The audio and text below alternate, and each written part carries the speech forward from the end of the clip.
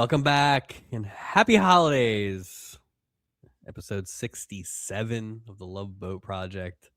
I am Mike Robertson, joined as always by Mike Taylor. Mike, do they know it's Christmas time at all? None of these people know it's Christmas time. Not one of these people. Including the writers and producers. The writers don't know. The crew doesn't know. Nobody knows. Nobody knows. So for old listeners who've been around for a while, you know the deal. But for new listeners, which we are getting some, we're always appreciative. The Love Boat, like most TV shows, we assumed, had a Christmas episode, a proper Christmas episode in season 1. It was actually a pretty good episode. Looking back, it was good. Very much enjoyed it. And so we were like, perfect. Every year we're going to have a Christmas episode, an excuse for us to get all Christmased up. Season 2, no Christmas episode. Nothing. And we could not let that stand. Mm-mm. And so we decided that the last episode before Christmas that we put together will be the Christmas episode, regardless of what they do. No matter what. Last year was family fistfights and thievery from the gift shop. That's and right. I believe sexual overtures offered for employment. Mm-hmm. This year, a little less hot button issues, but is it a Christmas episode? Well, that's our job to make it one. So, talking about just forming clay into something that resembles Christmas. Not going to be easy.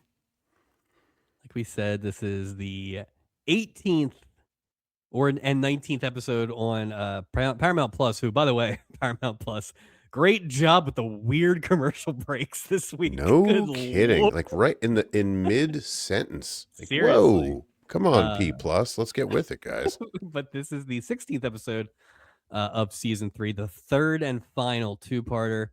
Ever?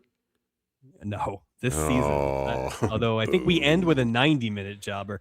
And I believe this is the lowest amount of two-parters we have for a while. I think we have some 4s coming up in future seasons. So lock in. The titles for this one, we got some good ones, actually. Kinfolk, Sis and the Slicker,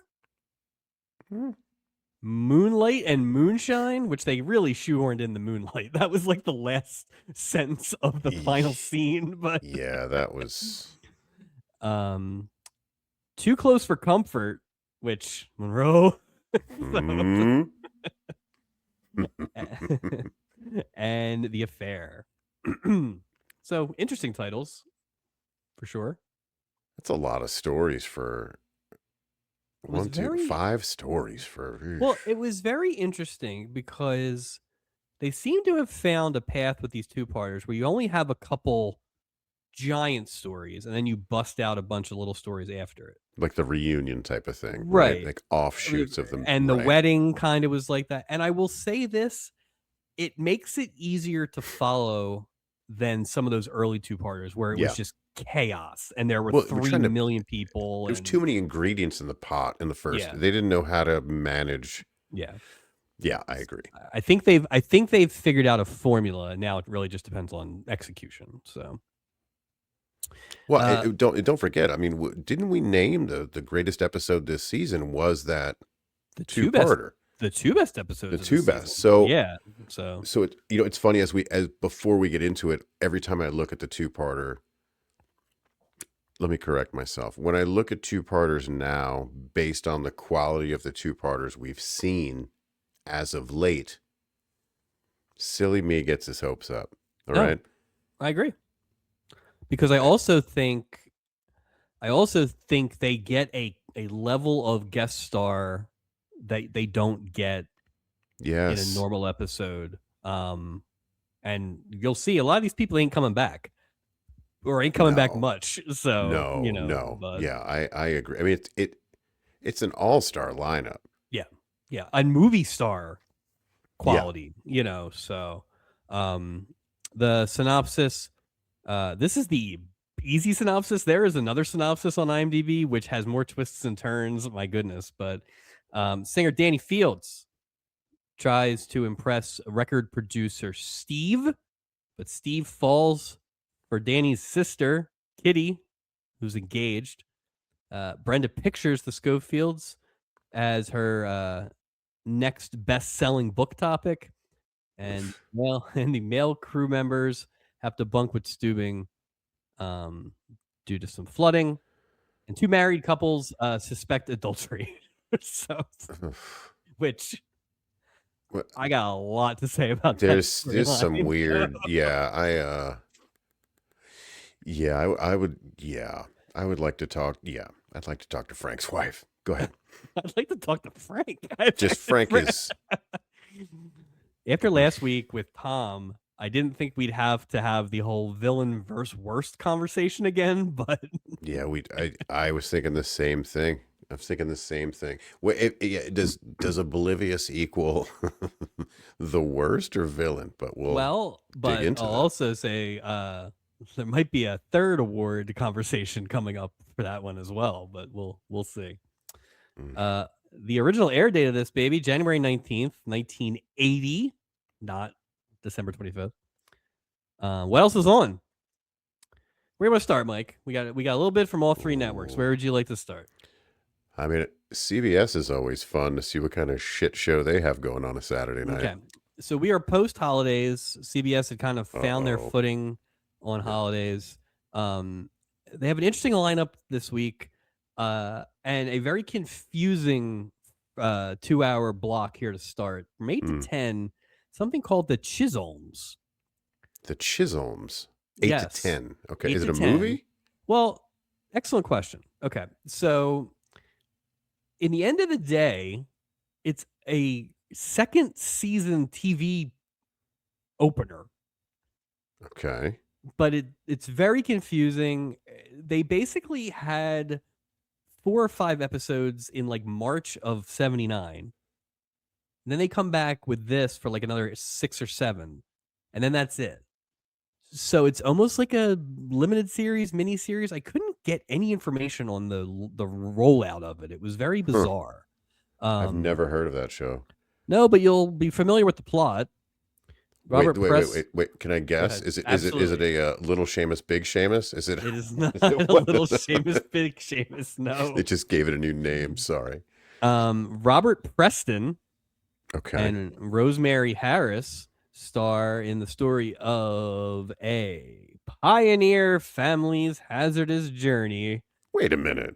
From Wyoming to California. That's Centennial. They just switched Centennial. Little west. They're west of Centennial. They were already west of Centennial. That's like Centennial Light without the Richard Chamberlains and the heavy hitters.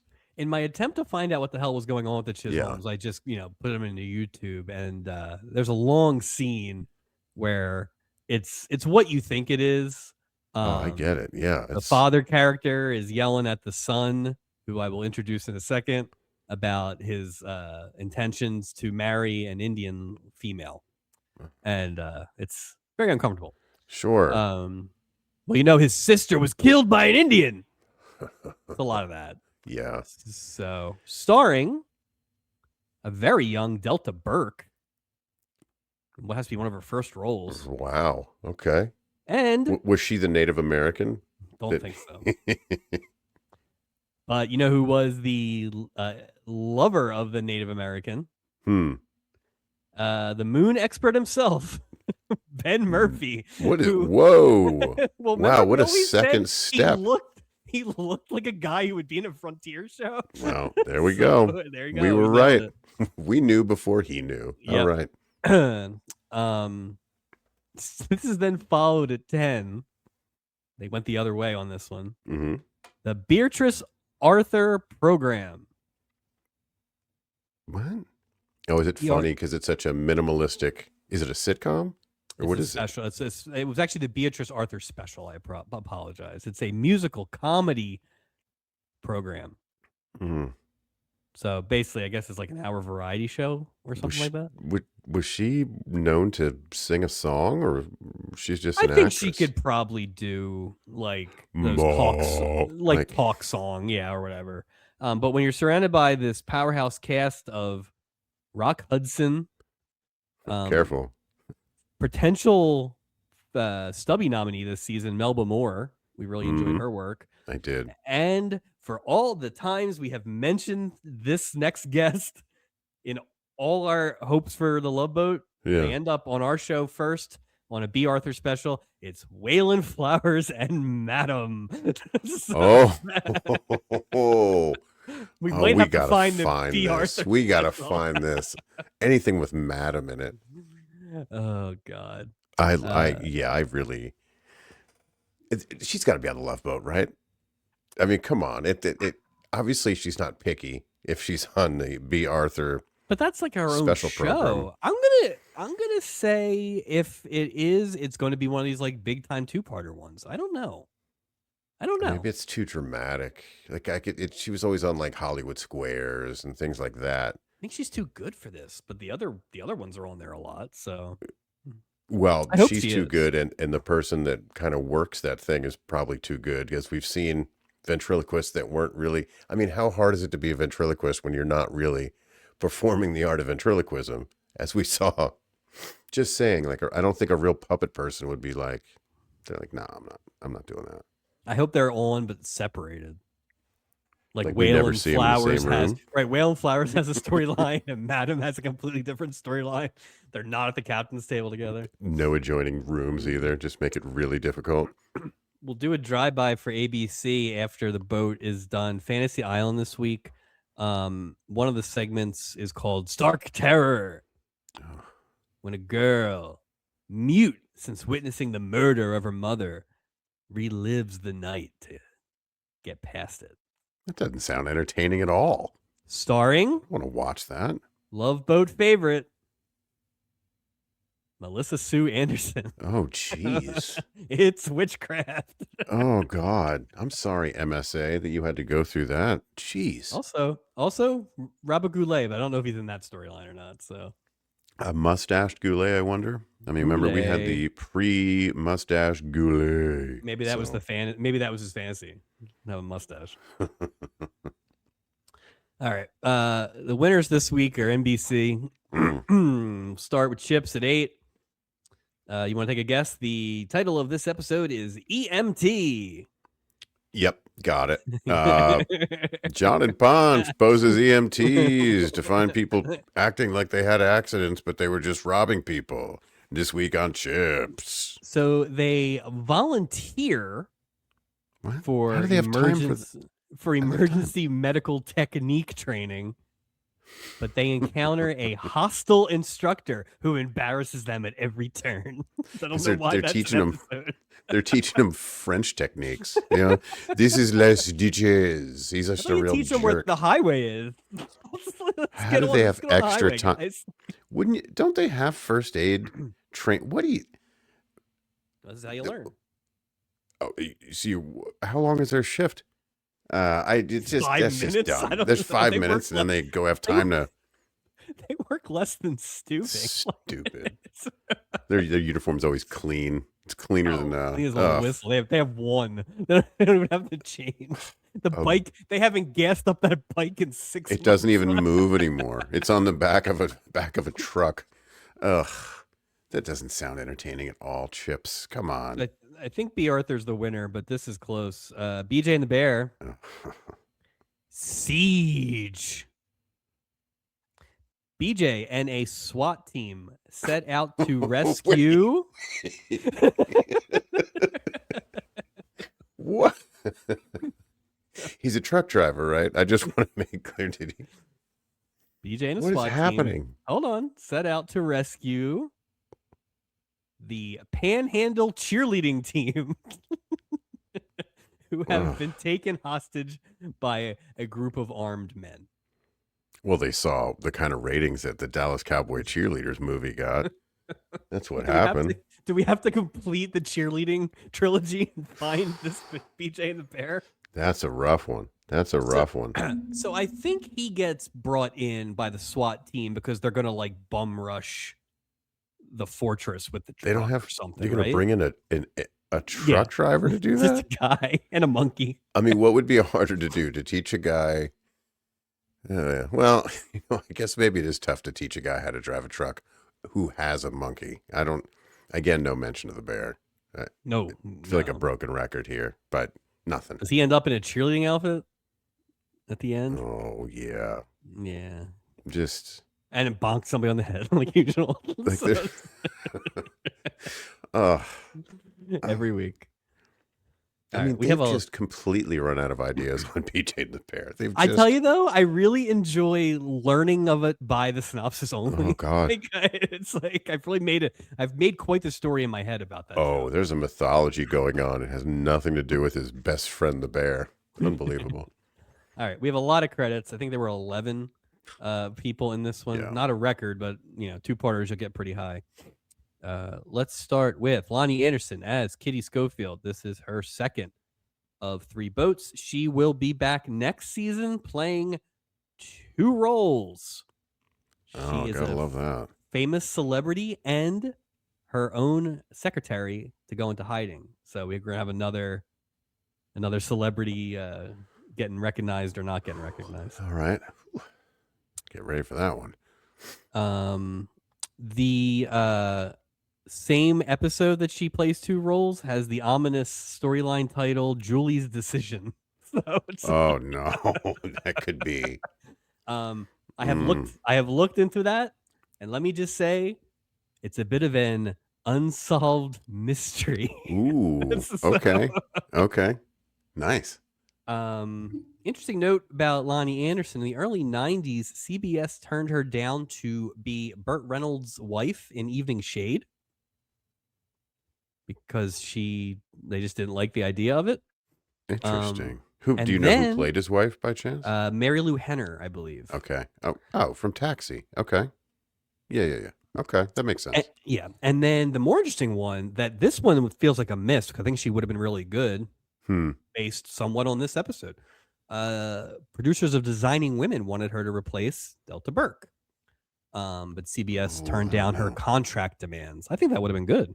I bet you she was demanding too. I bet you she wanted probably to get could paid. be, right? Yeah, exactly.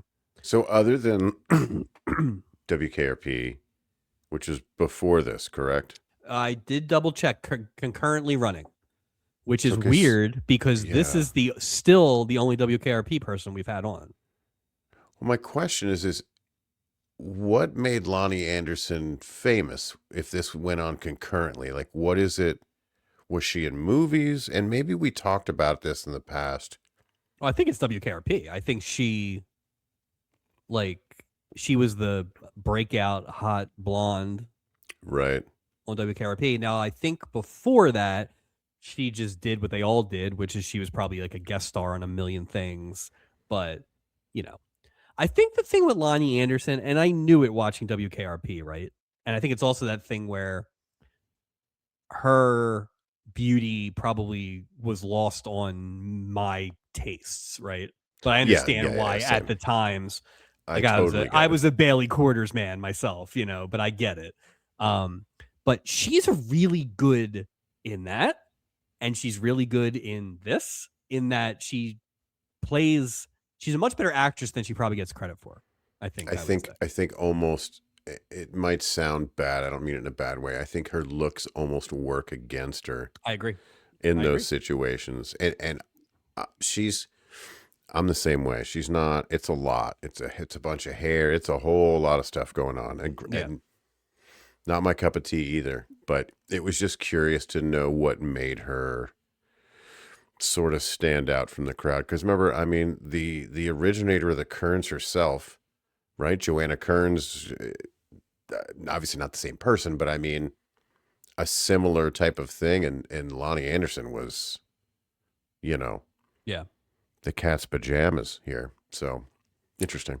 Next up, Eve Arden as, now IMDb has her as Brenda Watts. I feel like Steubing and some other people kept pronouncing it as like Wasson or Wasser. Yeah, I was getting something, but I have it down as Brenda Watts as well. That's what I have, but like I said, it was smashed in there a few times. Well, Steubing's an idiot. So don't. There's also that. So this is her only boat, unfortunately. That sucks.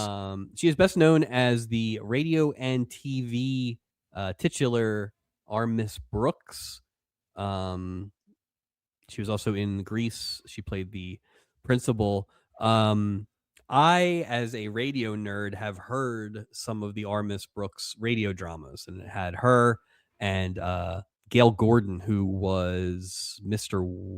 Wilson's replacement on Dennis the Menace, I believe. Oh, yeah. And she is great in that. She is great in this. The Season of the Olds very much continues. She was good the first time, I thought, and when I rewatched it, and you really kind of know what's happening and everything, I thought she was as good as anyone we've seen this season. I thought she was excellent. Great voice, too. Yep, Great absolutely. voice. Which for radio, and I don't think a lead female-driven radio comedy was very common back then either. No, I can't imagine so. No.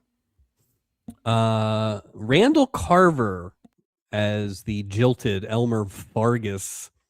This is his only boat. Now, he was a regular on the first season of Taxi, and then never again. As who was he? He was a character. He was in all the first season episodes of Taxi, and I am not deep on Taxi, but I didn't know they had somebody that was on the first season and then split. When I saw that he was on a bunch of Taxi, I thought, oh, he must have replaced when Jeff Conway went nuts or something, right? But it was that makes but sense. It wasn't. He was on the first season. He did manage to get a role in Man on the Moon, though, out of it. So good for him. The name sounds familiar more than the actor for some reason. I really expected to know him more than I did. Yeah. Pam Grier as Cynthia Wilbur. Her only boat, of course, she's best known as the huge 70s blaxploitation female star. Classics like Foxy Brown. And then, of course, she made her comeback with Jackie Brown in the 90s. Was apparently auditioned for some roles in Pulp Fiction, didn't get them, and then got that. Tarantino wrote it for her and changed the last name. It was like, it was interesting. Like, the thing I saw was she was going to be Rosanna Arquette, which would have been interesting, but she would have been a lot older than Eric Stoltz. Like, that would have been an odd choice, but anyway, she was better than Jackie Brown, so it didn't matter. Let's see. Interesting story, and this is where you trust that IMDb is not telling a lie. Right. But also, this is what every story in the 70s sounds like. Thrown out of the Troubadour nightclub in Los Angeles in 1974 with John Lennon for fighting after Lennon got up in the middle of a Smothers Brothers show and started singing. Oh, Jesus. No idea what any of that means, but I will say this real quick as just an interesting point. So the Troubadour, that's actually my favorite music venue, and every year I go back, I go to see shows at the Troubadour. It's odd to be, Mike, that thing maybe holds 400 people. It is. So if you had a fight, in the middle of a Smothers Brothers show, people would know about it. I mean, you could just hop right on stage. There's no. Yeah. It's basically a room. So it's interesting, just logistically speaking. Oh man, she must have just been knocking honkies all over the place. Oh, just smacking. Yeah, take this, you British hippie. Imagine this. Bam. Yeah. Robert Guillaume as Frank Bellows, although they spell it Belloc. I don't even know what that. Like the villain in Raiders of the Lost Ark. Well, it's because he was like, well, Guillaume, we have to do something special for him. Yeah. First of only 2 boats, pretty disappointing. He'll be back in season 5 for an episode set in the Virgin Islands. So this boat. How the hell? Oh, we're doing that going again. To the moon again. Yep. 50 episodes of soap. We are down now to just Katherine Hellman is the only main, and the puppet, I guess. But that's pretty much it. It's gonna happen. Oh, I love she's Robert Guillaume. Be I love Robert Guillaume. I love Benson. I love it. Yeah, 50 episodes of soap, and then went on, of course, for another 158 episodes of Benson. Dude, that was one of my go-tos, man. That as a kid, that was one of my favorite shows. I wonder how that holds up. I don't know. I don't I will. even now. I'm thinking as a kid, like I don't know why the hell I even watched it. I mean, it was about I think it was just on a lot.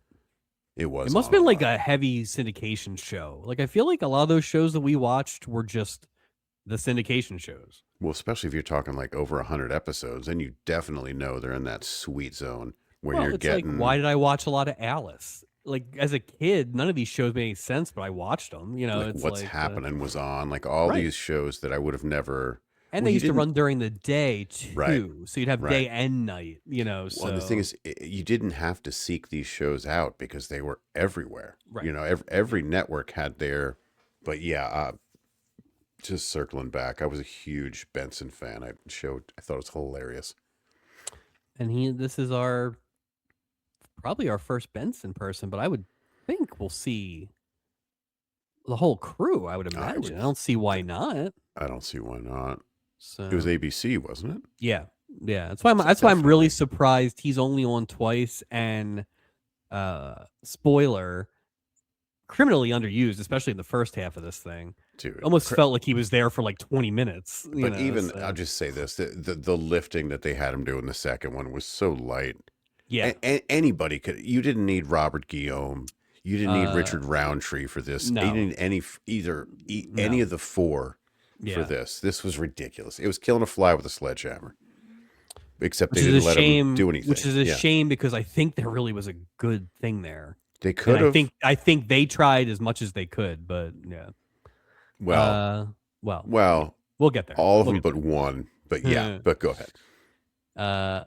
Maybe the most surprising performance of this whole thing, Rich Little as Steve Sorrell. First of only 2 boats. I assumed Rich Little would be on this thing like 7 or 8 times. He will be back in season 7 only. What's the point, Mike?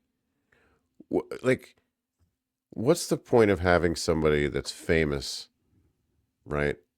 Now, look, they let Charo do the coochie coochie coochie, right? That was her like thing. And then you bring, and you don't even like you don't Well, not he did. one Hold on. impression. He did a French accent. No. I And want I people. and I I don't want. I think don't want. well, I don't think want he my was impressions like vague. I I want it. think he tried to do a little John Wayne and during that fight. I'm not sure. So, How many takes? They're like no no, impressions. Rich. Proud Canadian, Well, you can born have in Canada. Ottawa in 1938, which means he was only 41 during this recording, which makes sense. It's just I always assumed he was older. That hair was mysterious. That was a weird hairline he had going. He is a member of both the Hollywood and Canadian Walk of Fame. The Canadian Walk of Fame is located in Toronto. Oh, Thank finally. you.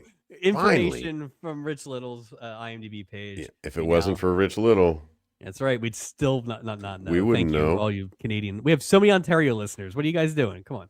Oh, good thing I guess I'll have to cancel my trip to Winnipeg to go to the Hall of Fame.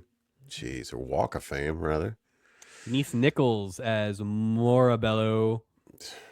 First 2 boats. She'll be back at the end of season 5. She is a prolific writer. She wrote 6 episodes of In the Heat of the Night, Really? in which she also starred in nearly 70 episodes.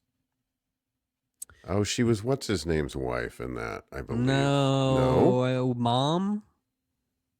The wife was the lead guy's wife was the wife in What's Happening Now. I think maybe she was like a mom of somebody. You're not talking about what's her name owns the restaurant. I don't think I know enough about Heat of the Night. So no, I was thinking about What's Happening. What was her name? Oh, Shirley? No. Yeah, just Shirley. Shirley played his wife. Shirley Hemphill. No. So. Hey, Dwayne Wayne's here. Hey.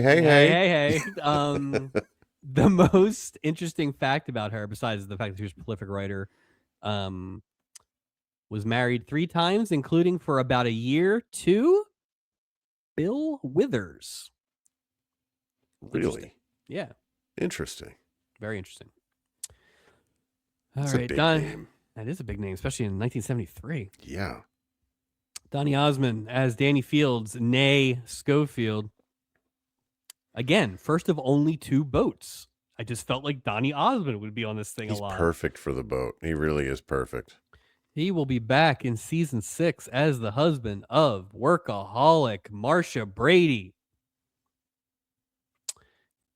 How old do you think he was on this episode? Ooh. Well, you did know you noticed he had a little bit of chest hair poking out. I did notice that. So that tells me he's not, I'd say 24, 25. 22. 22. Okay. 22. This was very interesting to me. He starred in the 1982 Broadway revival of Little Johnny Jones, which is what Yankee Doodle Dandy and Jimmy Cagney was from in the 40s. Interesting. This did not go well. They had 29 previews, opened, did 1 show, and closed, which apparently, in terms of once you've opened, is like the worst. Like, what's the point even opening if you're not? It's like a lot of shows close in previews, but the fact that they did open it and then shut it down same day, not great. Wow. I wonder whose fault was it. I wonder if they were like, yeah, no, it was all Donny Osmond's fault. Well, I think 100%. Trying to do Yankee Doodle Dandy in 1982 is probably a little dated, would be my guess. So. Yeah. Richard Paul as Floyd Schofield, only boat, just 39 years old. Wow. During this recording. Was funny. I was like, I know this guy. I've seen this guy a million times. I cannot figure out why. And then I immediately figured out why. So he's probably best known for playing Jerry Falwell in The People versus Larry Flint.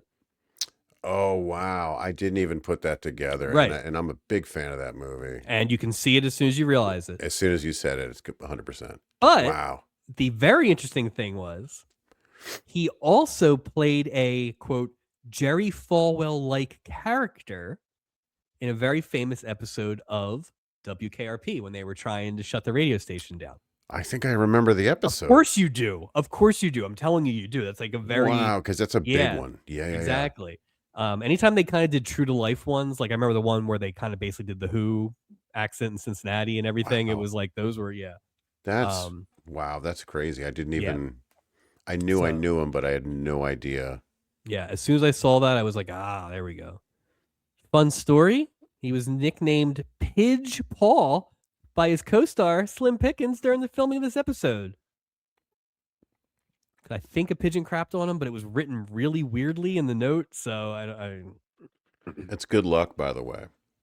It is. I've had a bird poop on me twice in my life. If you're Italian, it's good luck. I don't know if it's good luck if you're not. Oh, if you're just a mutt, probably terrible luck. Yeah. You're just messy. It's just gross. There's no deeper meaning. It's just disgusting. Slim Pickens as Grandpa. Luke Schofield, only boat. Which again, this is who you get for a 2-parter that we'll never see. Like that level of movie person. Like Well, I mean, I just want a couple observations about Mr. Slim Pickens. Number one, the man's hands were enormous. Right, I couldn't. Number two, he's a former rodeo guy. That's how he rode that torpedo. Dude. Well, and I think, if he came from rodeo, if technically rodeo is a sport, please don't jump on me, rodeo. Hell yeah, rodeo is a sport. I don't, okay. And absolutely rodeo is a sport.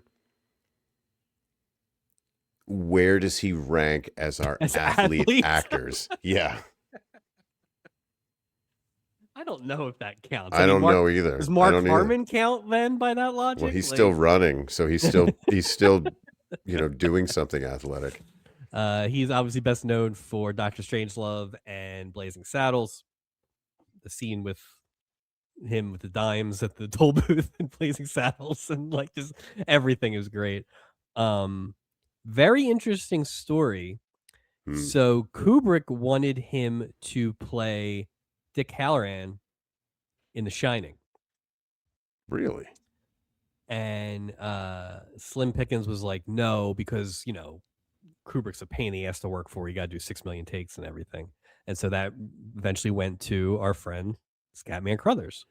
But that would have been a very different take on the role for sure. That would have been.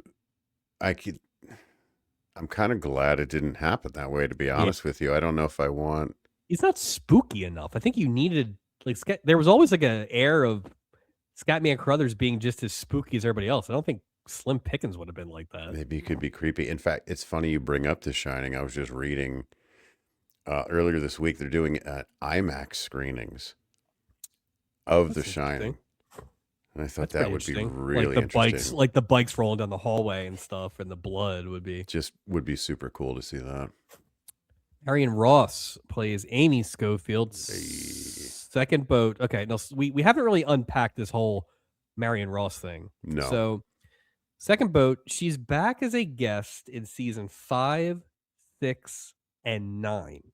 She's early on in season 9 because then she comes back for 4 episodes at the end of season 9 and then the final 4 of the series as Steubing's wife. So they made the weird decision to have her be somebody else at the beginning of a season and then have her be Steubing's wife at the end. Like, why are we? You can't. You know why? Because she's the only one that would do it. They're like, I don't even want to marry him, even if it's pretend. You're like, well, no, that is weird. I just can't imagine the mess that we're going to be dealing with in season 9. Like the desperation that just smacks of so much desperation. That decision? Like that's got to be that's a pretty big decision to make. Well, it almost feels like that show's done and you can actually get people for a short term. I wouldn't have picked her as Steubing's wife. We got to see how they do it. It's age appropriate. But I mean, if the fact that they're using her twice in the same season as two different people, to me, then obviously she's not a big enough star to be, to me, you know what I mean? And that's going in blind. Like, or that they had it planned. It feels very unplanned, right? Like you would at least separate the seasons. Vicky's mom rises from the grave. Dead. Oh my God. Merry Christmas. The last person I'm trying to see here, my notes, it was a black private dick that's a sex machine. To all the chicks, man who would risk his neck for his brother man, a cat that won't cop out when there's danger all about, a complicated man that no one understands but his woman. You know, they say that this cat is a bad mother. You better shut your mouth. I'm just talking about Richard Roundtree, the only Love Boat appearance for Mr. Roundtree. Thank God. Understated? Understated. Understated. We have a potential stubby nominee, and you know it's not the award you want to be nominated for. But you know what's funny? I think I have another nominee for that category. In the same episode? Yeah, in the same storyline. Yeah, same storyline. Yeah. Yep. I will say this, and we will get back to it as we get into it. The fact that no one got hit in this episode is a crime. Dude. Especially, no one really got that mad. Nope. It's all right. I was watching this with your prism at some point, and sometimes Mike's a little, overprotective, or maybe he thinks that people are. Nope. I just was like, man, these guys are undershooting Mike's level of. I'm cool with that. Like it's just. Yeah, it's almost like, are they just so cool that there's no effort? And I'm like, no, dog. Say that, no, dog. It's not that cool. All right. Anything before we get on this very long 10-act boat race? I'm ready. Good Lord. All right. Hope you got your galoshes. Gopher and Doc walk onto the ship for another hitch. But it's a little damp, Doc says. Turns out that the deck is flooded. And if the deck's flooded, Mike, the cabins can't be far behind.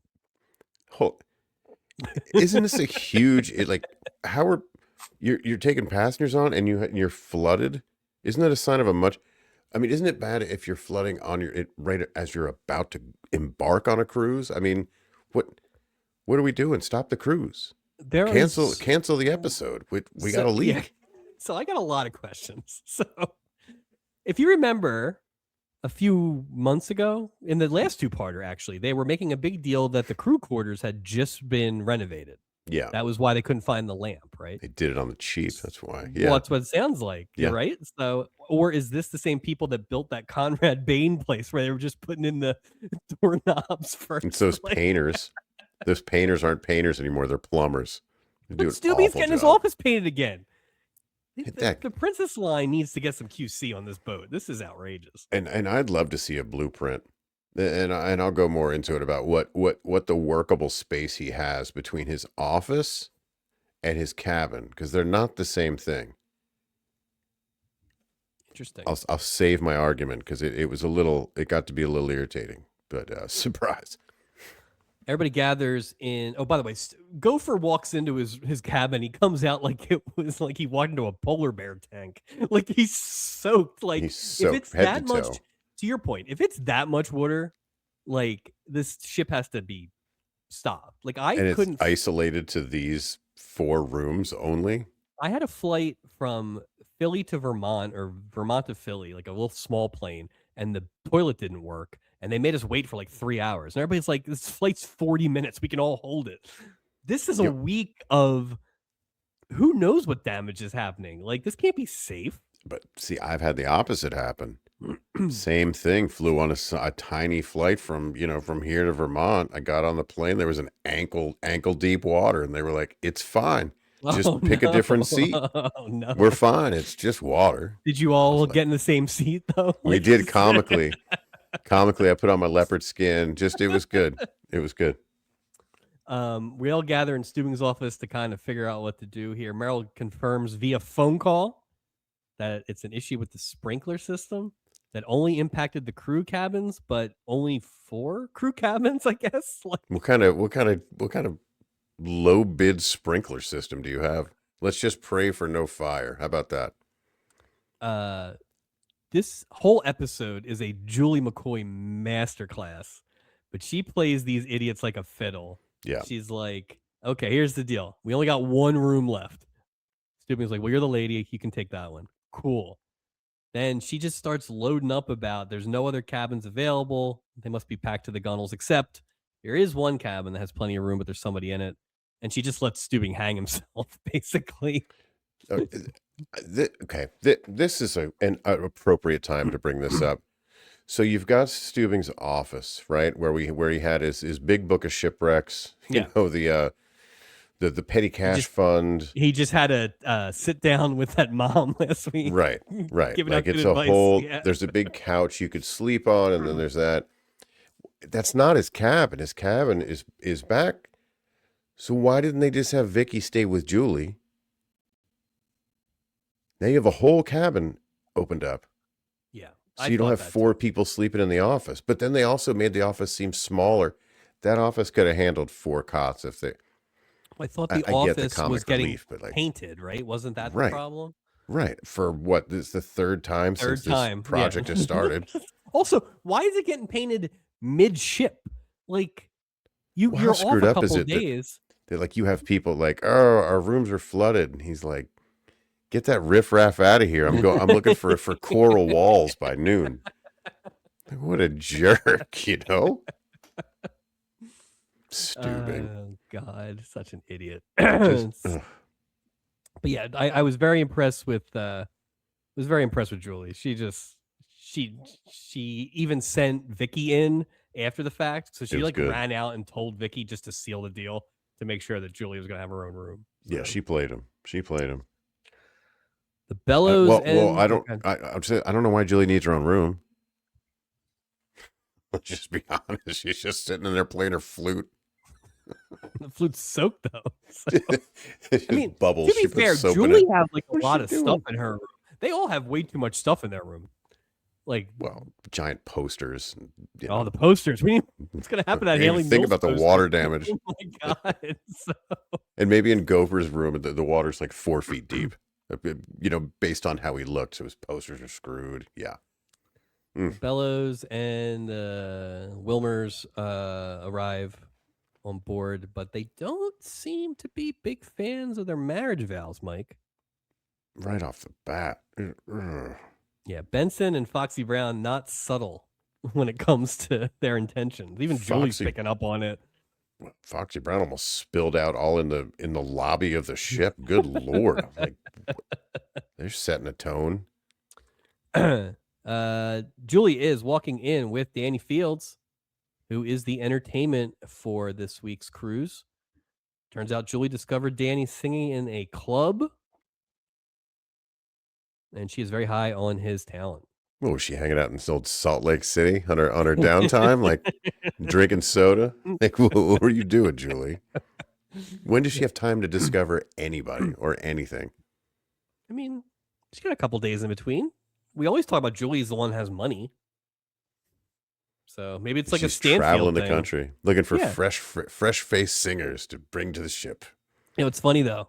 Julie had no interest in this clown romantically. She's like, you are not an alpha, sir. And this is before he gets faced by everyone. So. And like you're about 46 years too young, basically. You're just too young. You might as well be that kid. I'm surprised she didn't go after old Luke Schofield. That's right in her old paw. Man, she'd be getting on that neck bone. Julie also lets Danny know that there's a big time record producer, Steve Sorrell, going to be on the boat just by coincidence this week. So Danny's got a shot at the top. Mm-hmm. He hits it out of the park this week. Wonder what he'll perform. I wonder if he'll do anything original. You know what I mean? Or it's covers. I wonder. Yeah, I have a lot on that. Obviously, I can't wait to get to that point. Jesus. You know what's funny? This screamed Branson to me. This whole thing is Branson. You know, like this Steve is what Sorrell, the Danny Fields. It's what I feel like Danny or Donny Osmond would have performed in 1997 or now, like today. Like, 100% now, 100%. And he's 22. It's just weird. Like, well, we'll get to it. Yeah, he's weird. He's a little. Is he a little person? I feel like he's little. Like that's just the impression I got there. He just didn't seem like he just seemed like a elfish kind of. Maybe the band was tall. Yeah. Wow. Shout out to the band. Versatile band too. Big show for the band this week. The saxless band. They've had a wide disparity of music to play these last few weeks. The band and also just because it doesn't look like they're playing it doesn't match the music. Don't be a smartass. All right, it's Christmas. Right, it's a great band. Don't be a dick. By the way, as we zip through here, we got to make sure that we're looking for the obvious Christmas connection, which so far not so much. Got nothing so far. Steubing is chatting up Brenda Wasser,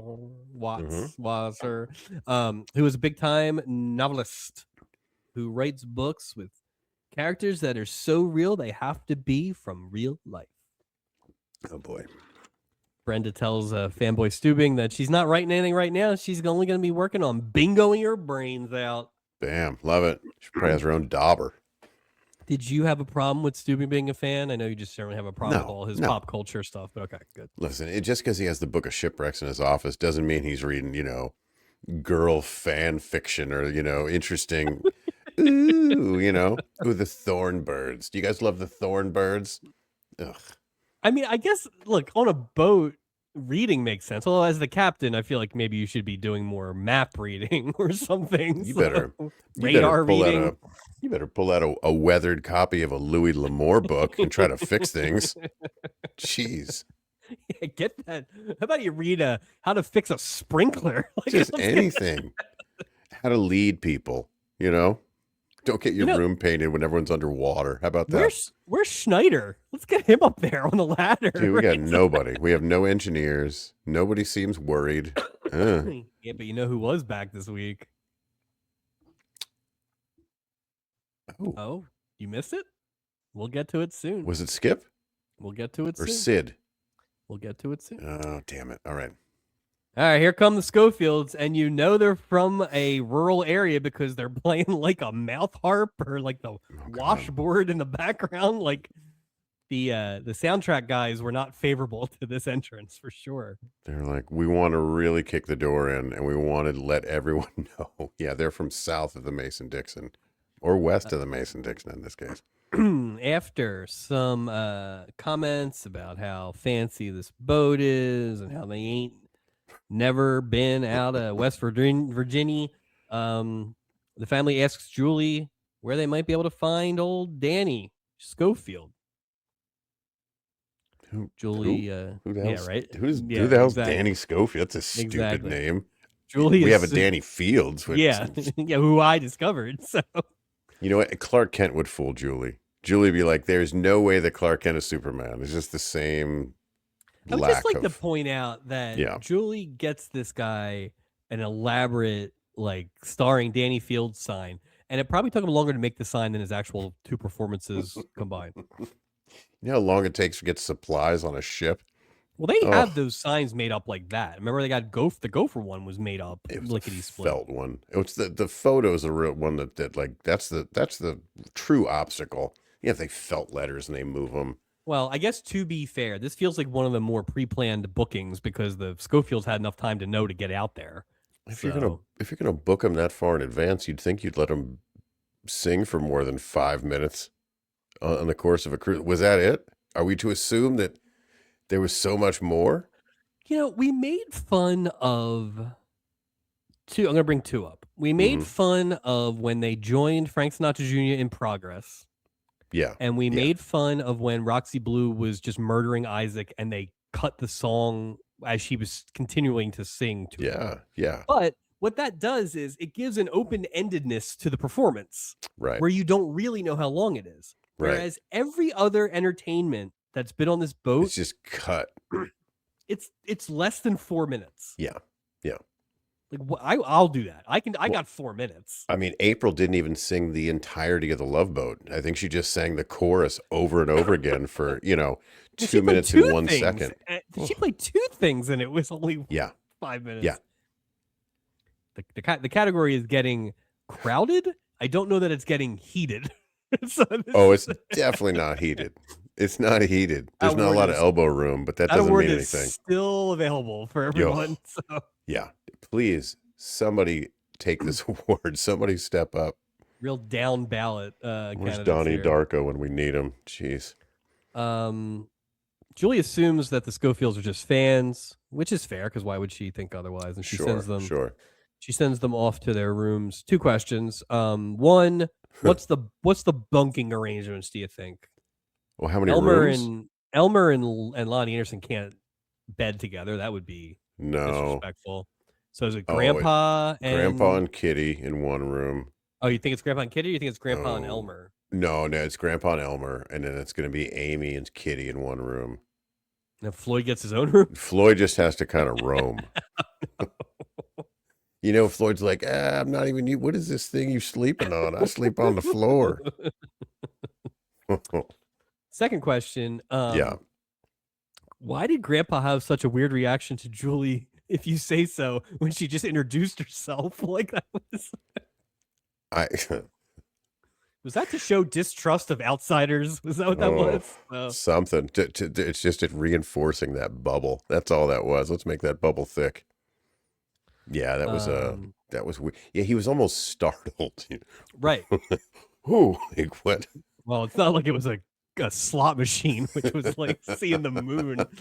So, well, these rubes are ruby enough for old Brenda to tell Steubing to go stick his bingo daubers because she's going to write this next book about them. Gopher welcomes Steve Sorrell and asks if there's anything that he can get for him. And Rich Little spots Lonnie Anderson walking up the steps, and he asks for one of them. So at this point, I'm like, oh, God, are we going to have creepy Rich Little? Is this going to be a Monty Hall situation? These damn Canadians can't keep it in their pants. Would you, on the scale of creepiness from 0 to 10, how creepy was overall, he at this point? At this point, very high, but overall? Very high, yeah. 3? Not too bad. I think it's less creepy and almost more creepiness. It's less creepy and more disrespectful. Yeah. But I think it's the assumed creepy. Well, she also didn't help with that either. So well, feel no, bad for she Elmer. didn't. She was like, bye. Yeah, poor Elmer. Yeah. Elmer, at That the guy end of the sucks. day, Elmer sucks, but he didn't do anything wrong. He is the aggrieved. No, they were together because it's like they had like the past in common and all these different things. And she's like, I just want to see what's, He that also whole helped thing. pay for the cruise, which is ironic. He got hoisted on his own petard here. Because That's right. The farm's doing well, Mike. Was he wearing shoes in this episode? I don't know if he was wearing, if Elmer had shoes on. I couldn't see. They didn't pan down to his feet. Rich Little, this is probably the height of the creepiness when he looks up at Lonnie Anderson and he says, now that's some what I call good old-fashioned country sunshine. And what do you think? How old do you think she was in this? What do you think the age thing was? He was in his his hair said he was in his late 50s, but the character of Kitty is probably like, yeah. So if Danny's 22 and he's gone already, she might be like they might be going for like young. They might be going for like 19 or something like that. Right. Yeah. But I'm not sure what they were. It's hard because again, she just doesn't. Lonnie Anderson almost looked the same now in 1980 as she did in 2020, right? I mean, she just kind of always looked like that. So is it offensive to say it? She just didn't look like a youthful, right? Like she wasn't pulling off to me like 1920. That kind of took me out of it, to be honest with you. I was kind of. But it's that thing. It's Elmer also he was 30 too, so it's possible. Like I don't think he was. I don't think she was the kid's sister. I don't know that they thought that though. Yeah, they didn't call it out either way. But I do feel like the fact that Danny got protective of her and was giving advice does. Or maybe he's the younger brother. They're like, oh, that's sweet, you little tiny man. You can't, because there's no way, like, it's not believable that she's younger than him. If you had to line them up. But that's a different show. Oh, I 100% agree. Yeah. The ages are weird on this one because. Very weird. Kitty caught that look from Rich Little. And Elmer kind of says something and she tells him to mind his tone. We ain't married yet. Poor Elmer. Yeesh. Horn and then the Schofields show up at Danny's door to surprise him. And boy, howdy, is he surprised. Yeah, he is not. Oh, awesome. Great. Mike, I would say he's as surprised as a hound dog in a tornado. I don't have a lot of these, but there were a lot of these. That's not a good one. A hound dog and tornado. That's an awful. That's an awful expression. Those high winds will rip the dog to shreds. It's awful. Well, honestly, God, I'd be pretty surprised in a tornado. Like, to be fair, I'm not blaming the I'd dog. Be screwed too. Yeah. We get a lot of hillbilly stuff here. Grandpa doesn't understand Danny's name change. Grandpa thinks that skeet shooting is killing your dinner. Danny's parents calm down old Grandpa, saying that Danny's still the same old Danny. Nothing's going to change that because he's kin, and kin's the most important thing in the whole world. Mike, this is Chekhov's kin right here. That's funny. Yeah. It's oof. All right, you ready? Yeah. Yeah. Oh, sorry. Danny's got rehearsal, so he tosses out the rubes. How much rehearsal does Danny need for 4 minutes of entertainment over the next 2 hours? I mean, really? Right, exactly. What do you of the songs that you performed, you couldn't have done the second one because it wasn't in your heart back then. I wonder what the second one was. It was the Love Boat. He's going to do the Love Boat. Love Boat La Bamba medley. Something. Hey, Mike, we got a knock at the door. Dave apparently ordered some hot milk just to connotate how old he is and lousy he is. When Foxy Brown opens the door, who's delivering that milk, Mike? That's right, y'all. It's Anderson the steward's back, dropping off some of that hot milk, y'all. He's doing the important things on the boat now. Finally, the Pam Grier Anderson the steward mashup we've all been waiting begging for. This whole scene is all of this is just weird. Like The whole thing's weird. Dave is so lame that he's ordering hot milk at 10 p.m. It's like, yeah, yeah. Like, are we supposed to at some level be like, well, Cynthia had no choice because she's married to the most boring man in the world? Oh, he's ordering hot milk. It's just, it is an odd choice, Dave. So well, it also explains his energy level throughout the show. Right. Like, what was that pipe he was smoking that was slowing him down so much? And the other thing is, I understand they're trying to tell the story. They use just these wide brushstrokes that just aren't necessary to be like, oh, this is Dave. Dave drinks warm milk at 8 p.m. Dave's kind of lame. Dave's just eating turkey gravy. He didn't even care. Just hit me with any form of tryptophan. I'll take it. My name is Dave, and I'm just minutes away from going to sleep at any point. Thus, my energy level. Dave has the energy of a child trying to stay up to see Santa. Like, it's so He's just terrible. See, tied it in, by the way. He's just got nothing. But yeah, the upshot here is Pam Grier wants to party. Dave's drinking warm milk. Maura is also kind of done for the night, and she said, "Man, Frank already went out." And Cynthia, quick on her feet, she's like, "Hey, Dave, if you're gonna stay in, I'm starving. I'm gonna go check on that hot milk." So just hot milk getting unhot. I wonder if Dave ever got his hot milk. He was like, "Damn, where's Cynthia? Aren't you supposed to check on my hot milk?" Wait, because back then there were no microwaves, so you had to imagine that somebody had to go. It's lukewarm milk now. It's room temperature milk. This isn't hot milk. What's going on? Come on, Anderson. What is happening? We can't get portable hot milk? Is Anderson going to get a nomination for that one drop? It's an appearance. He gets a SAG card kind of thing. He's got a shot. A lot of hot milk chatter in this scene. Have you ever had that? Have you ever hot drank milk? more No. milk? No. Me neither. I don't. Why would I drink more milk? I mean, it almost feels like an old, but it almost feels like an old wives' tale, right? Like, it's like, I don't know if it works or not, but I don't know either. I don't understand also the properties of, like, I can drink a hot beverage late and not fall asleep, or fall asleep. It has no impact on me either way, right? So why would hot milk? I mean, what is it, like hot tea? Does your wife just fall asleep at restaurants when you don't want an evening to end? You order hot tea at the end of the meal. Yeah. I don't know. I've never done it, but I don't know why. I wonder if there's some chemical property of heated milk is like a tryptophan kind of thing. But I've always heard it. Hey Dave, I got your Thanksgiving turkey. Hey Dave, I got your 12 pounds of turkey breast sliced thin, and a gallon of hot milk. There you go, Dave. They should have had him come out to get the hot milk, like in like a comical night before Christmas. Yeah, and like with a candle. There we go. That's Christmas-like. Oh, we're getting it in now.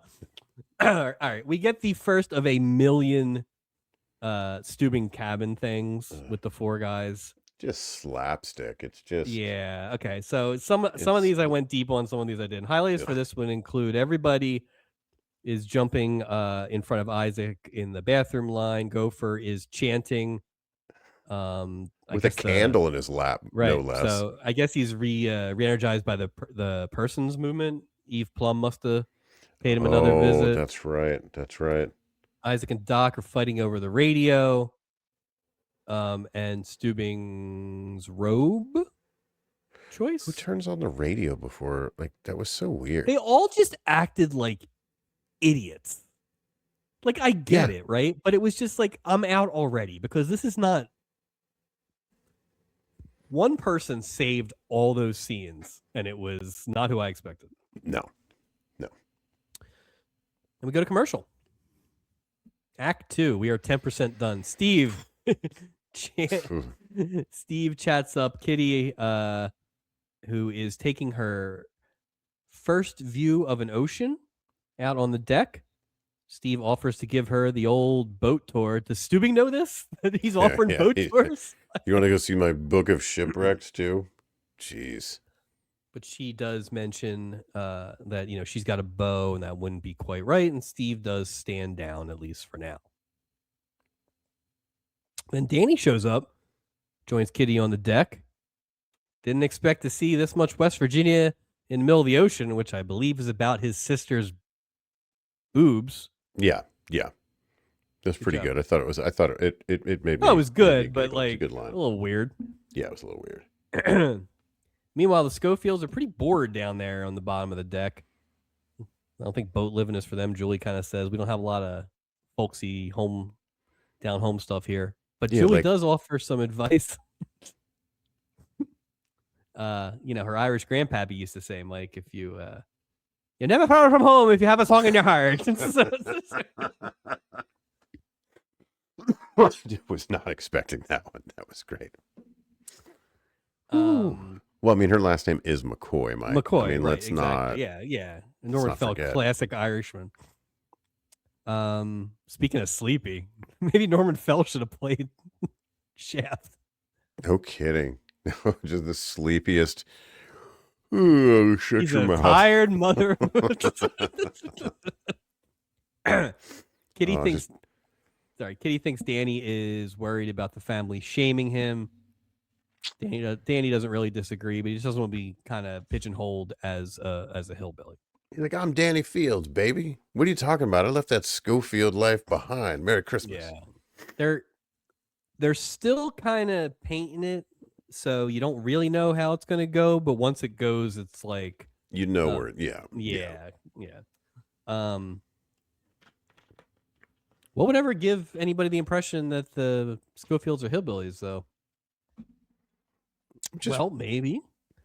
It is an extended version, dude, of Turkey in the Straw, which I had to confirm with my wife the title of, because it's a song you've heard a million times, and I never knew what the name was. But I didn't. If you haven't seen the episode, it's it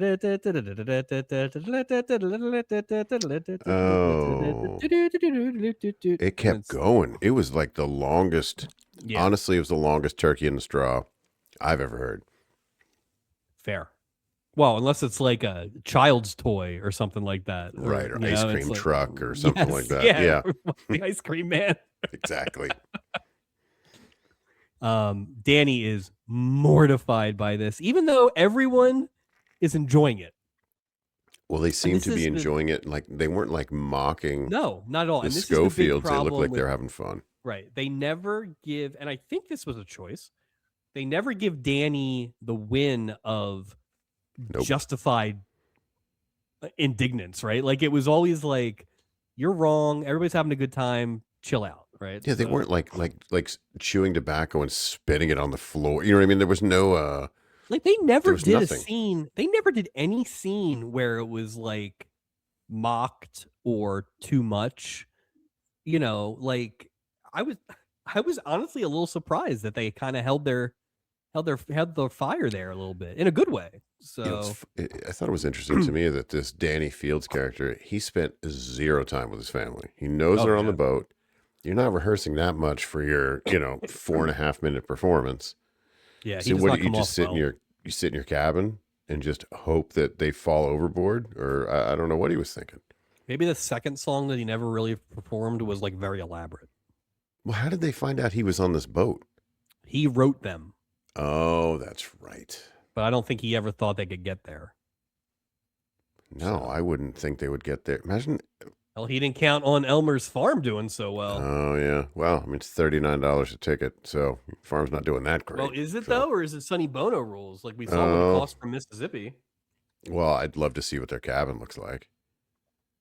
They must have taken the same transport that old Bootherton took from McKeesport. McKeesport, PA, not that far from West Virginia. So. Well, I know Bert Convey could have gotten him to Dallas. They could have picked him up and dropped him off there, give him a head start. Oh, Merry Christmas, Bert Convey. Oh, by the way. Yes. I have decided we're going to have a governor's award at the Stubbies this year. Ooh, please tell me more. Just to honor someone who maybe falls outside the Love Boat canon of that season. I And love that. I think we know where it's probably going to go. But I Yeah, just it's feel like the Video Vanguard Award, it has basically. to Yeah. right. It has to be. I think it has to be marked for a certain Up, year for a certain performer. Oh. So Yeah, there's a moment in time. yeah. So The Governor's Award. Yeah. So not sure fun. which governor. All right. So Danny uses all this hillbillion as an opportunity to kind of implore his sister not to just marry Elmer. Some guy who's going to make her stay in the kitchen and get stuck in the 19th century. You know what? Screw you, Danny Fields. This dude just paid for your entire family to come see you on a ship and see you perform for Steve effing Sorrell. And this is the like he only spent all his extra money to fly you halfway across the country or all the way across the country. Yeah. Come on. Why is he ripping on Elmer? This is where the heel turn officially begins, as far as I'm concerned. Yeah, Danny Fields is a heel. Well, and here's the ironic part is if he had spent a little more time with his family, he would have figured out that his sister was hooking up with the record producer and he could have probably gotten a better audition. So, or he could have gotten mad earlier. Either way, those plates aren't going to break themselves, Mike. No. Plate. The two couples individual plate. Yeah. The two couples are getting some sun, but Frank hates ping pong, and Cynthia doesn't want to go get a drink, and Dave just wants his freaking hot milk, and he wants to go back to sleep. He didn't do anything in this episode. Like we joke about the Norman Fell Award. Shit, this award may be the Richard Roundtree Award. I mean, this is a new low. He makes Fell look like Fred Travalina. No. He's singing, dancing, and no, Fell wasn't. But compared to this, I mean, nothing. But I don't think Richard Roundtree was famous for his minimalistic delivery, or anything like that. Well, it almost felt like it was like, okay, I am going completely against character here, right? Completely against type, which I respect and I get it, but it was so quiet, and he didn't sell it either. He just was just in a way, like it was like so. Like no one really got that mad. Ugh. So when Dave and Maura go to get their people their drinks, Maura's like, "Hey, they're cheating with each other." Dave's Dave doesn't see it though. No, they're not. But he also manages to mention that Frank's had like 1 million affairs and then apologize. Like, come on, dude. Why are people on the boat together? So it's funny you say that because then I was thinking that too when I saw it in the episode. I'm like, well, then why is she with Frank? Is he just he's with her because it's too expensive to get a divorce, as well. Spoiler alert, find out later. Oh, damn. But like, why is she with him? I don't understand. If a divorce would cost him, why is she with this, Yeah. I mean, she does. Shady person. I don't get it. She does take blame at the end herself, too. So, it's just wild. So, we'll talk about a one-note character with the old Robert Guillaume. He's just, there's no small talk. There's no jokes. It's, nope. I got to figure out a way to get away from my wife. That's it. Like this. And Dave. Much like old Lamont when Jimmy Walker was there, right? Mm-hmm. It's like, I don't know that the cruise ship, when you bring your lady, is a great place to go cheat. No. It's not as easy to get away as you think it is. Because, well, especially with your wife and Cynthia's husband, Sleepy Dave, is there too. Like, this is just not, what are you doing? The hot milk king. Just, Hot Milk King. Good for you, Richard Roundtree. Weird use of laugh track throughout this all, which really took a lot of it out of it too. Like there really should have been no laugh track because there were no laughs the entire time. None. And it's funny, the laugh track made it weirder, and it made it apparent. It made it obvious that it made it less funny. It really did. It really did. And but it also made it less serious. So it did. Stubing and Brenda are watching Slim Pickens wrap up his performance. Brenda laments how these mountain men don't trust outsiders, but she's got a plan. She saddles on over, slaps on a little West Virginia accent, says she's from Miller's Crossing. And man, she ain't heard music like that. Say the bang, bang, bang, bang, bang. She is already just, charming up old Lucius Schofield right there. Poor Luke. Grandpa Not is cool. smitten. All right, Full House Part 2. We're back in the cabin. Highlights include Meryl trying to take a nap. Vicky getting upset that Meryl won't show her the engine room. Yeah, that was well, I was also thinking, like, he was acting like he has those naps quite often too. That is not the look of a one time or a maybe once a week nap. What are you so tired from, Meryl? Well, last night he didn't sleep.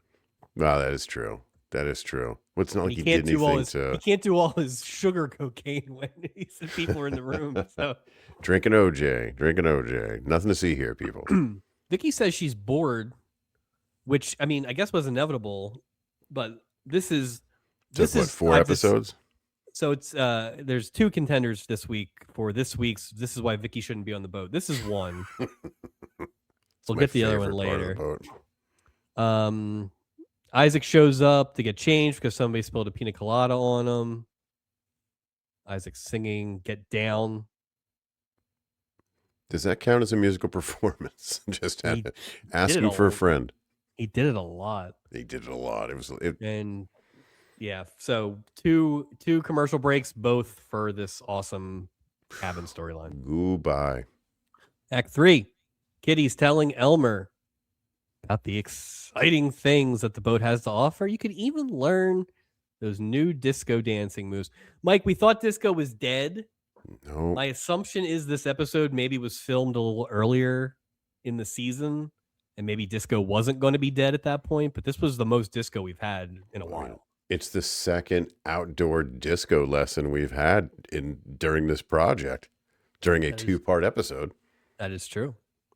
Elmer ain't interested in this newfangled dancing or learning anything new. He's got everything he needs. Right. Lonnie Anderson, farm. That's I'm it. Good. That's it. 10 fingers, 8 toes. I'm good. 1 shoe. Yeah.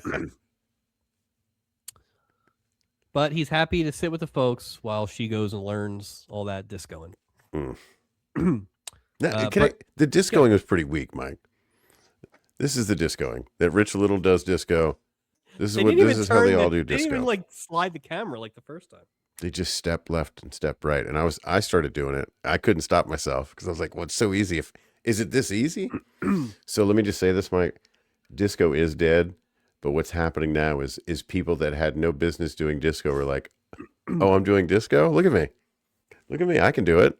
But all the cool people are like, "I don't do it. I don't do it anymore." Just saying. It's not cool anymore. It's like jazzercise. Not cool. Well, we'll jump back to a scene here, but let's talk about the disco. So, Julie, having learned at the foot of the master disco Joey, is the one actually teaching this outdoor disco class. And of course, when Kitty shows up, she runs right into Rich Little, and this guy is putting on some moves. He learned how to do this at Studio 54. Probably not the only thing he learned how to do at Studio 54. No, you better clear your nose there. Yeah. I don't. Why is Rich Little playing Steve Sorrell? I did not have Rich Little disco on my bingo card. What's the point? Anyone could have done this. You got a man of 1,000 voices here. And he's like, you want me to be on the show, but no impressions. Right. And you want me to do disco dancing. Just go and try to bang Lonnie Anderson. Got it. You got it. Okay. Sure. Canadian strongman. It's like a day off for him. Seriously. Before this scene, Brenda and Luke walked into the casino, and Luke was just gobsmacked by the idea of a slot machine. So, these numbers are rolling down on this here machine. Oh, boy. Another appearance by Colonel Robert Parker this week. Jeez. Quick hallway hit of Maura trying to talk to Cynthia, but Cynthia's just like, no, I can't talk to you because I'm banging your husband. Basically, yeah. Can't talk. Gotta go. Dave. Full Full House Part 3, Steubing is trying to get that nap in. And he even smartly gets Gopher out of there, saying there's a topless woman on the Lido deck. Doc shows up and ruins that plan because some passenger gave him a cassette of the sounds of the humpback whale. Oh. Nap over. How long is it going to take to fix the sprinkler system? Like, once you get it shut down, are there no drains? Like, what is there all their stuff? Like, if it's only having unfortunately had a couple apartment roof leaks, the rug is a problem, and I assume these things are carpeted. It shouldn't take a week, but it also shouldn't pool up to the point where Gopher is submerged. So, well, also if they didn't fix it before they left, it's just funny. They're like, I'm sure it's just a sprinkler, and they're out there by the totem pole. Then the ship is sinking. Well, right, or it's like, what's below the cabin, right? Like, there's got to be something. Right, Is not on the bottom floor. Is the plumber poet just under there with a squeegee like the whole time? He's just holding his finger in the thing, and hold of the leak, and his chicken's there, and the whole family's there. Yeah, awful. We have already come and gone from Puerto Vallarta. The announcers tell us quickly, very quickly. This is where Rich Little gets to do a little French as part of his "everyone is the same everywhere" conversation with Kitty. We really start jumping again here. Julie was very impressed with Danny's rehearsal, and I'm sure that Steve Sorrell, who will be at the captain's table, will also be impressed. Steve Sorrell's that right age for Julie. That's true. He's right in that. That's true. Yeah, I could see that. He's got a bit of a Dawson quality to him, like a lesser, like a dollar store Dawson. Well, the fact that she knew, Steve Sorrell's coming on this. Oh, yeah, she made all this. She's a mover and a shaker in the entertainment puppet industry. Master. Yeah, I only want someone that can do boat covers. But yeah, I'm deep. They see the Schofields. Danny starts doing kind of his bits again about how they're hillbillies and everything. Julie doesn't understand what the hell he's talking about, and it's always good to have fans, especially at this point in his career. So no shit. He's coming off as a real jackass. Yep. Julie doesn't get it. But Julie comes from a showbiz family, so maybe Danny should listen a little bit here. Right. Act 4, Full House 4. The boys are getting dressed. Everyone is a slob, and Steubing ends up with Isaac's red jacket. That was actually quick and fun. That was good. That was good. Dinner starts at 8, not 8 bells. All right, Dave tells Cynthia that he wishes they were on this cruise alone. I bet you do, Dave. So Dave doesn't care where he is, because you know what? Dave's that kind of guy. He can sleep anywhere. Doesn't matter. What's the point of going on a cruise if you just sleep? You just do it at home. What's the point? Maybe he can only sleep on a cruise. That's all he could do. He's not even suspicious. No, he's just happy to sleep. He's happy. Plus, Dave's happy. Like Frank, just leave Dave alone. He's oblivious and happy. He's got brochures everywhere, all across their home or whatever, but it's all just the best hot milk in the Pacific. The softest pillows in the Caribbean. Frank and Maura show up for dinner. Like, Frank is just on Cynthia, like to the point where he takes her. He's not even and then remembers at least to go back. Like, yeah, come on, Dave or Frank or both of you. He can't possibly think he's that smooth. No. Meaning there has to be some just ignorance is bliss. Dave's eyes aren't even open. But I mean, Frank's wife, it's just weird. Yeah, the most amazing part of it was that Frank had the balls to think he wasn't blatant. Right. So. But is that just ego? Where he's almost 100%. Like, yeah, 100%. Like, yeah. He almost wants Frank's to get a bad caught. Dude, man. Frank's a bad dude. A bad dude, but frugal. It's keeping his marriage together. That was so funny. All right, dinner time. We jump around a lot here. Schofield show up. We get some more Brenda being folksy. Mama wishes they had more time to talk to Danny, but I'm sure that they will afterwards. And Kitty's telling Elmer to shut up. Julie makes the intro. Go ahead. I'm not a fan of Brenda Watts at all. Really? I'm not a fan of the story. Because she's Am I a lying? fan of Eve Because of the Arden? story? Yeah. Eve Arden, fan. I just, we talked about before that there's like the one main thing, right? It's the West Virginia family and it's got all these different arms. I could have done without this story I just didn't, it just made grandpa look like a dummy. I just didn't, it just didn't, I didn't need it. Say this to me, and I understand what you're saying. This to me was a better version of last week with Don Adams and Juliet Mills, in that I like the people so much and the performances that it carries more weight on the actual story than it. Yeah, because you're right. It's, it is what it is, but it was just, I think it's because it's in the, I don't like when they do this with the two-parters where they sort of like, no matter the strength of these like little auxiliary or ancillary stories, we gotta give it 25 minutes. Yeah. Right. So like some of these stories don't need. This is, of all the two-parters. Yeah. This is probably the easiest to get to and would have been the best 1 hour episode.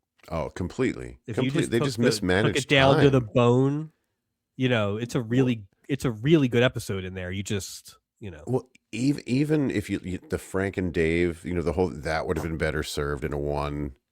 All jokes, effort jokes aside, all of them would have been better. There's no reason. 100%. Yeah. Because 90 minutes maybe, but I was wondering, knowing what the plot was, I was curious to see what the time filler was going to be. There's always been this dramatic time filler, right? Well, we talked about it's shots or it's music or if it's, and the disco scene. We had the heist where Stubing was chasing himself for an hour and a half, right? The island itself was a time killer, right?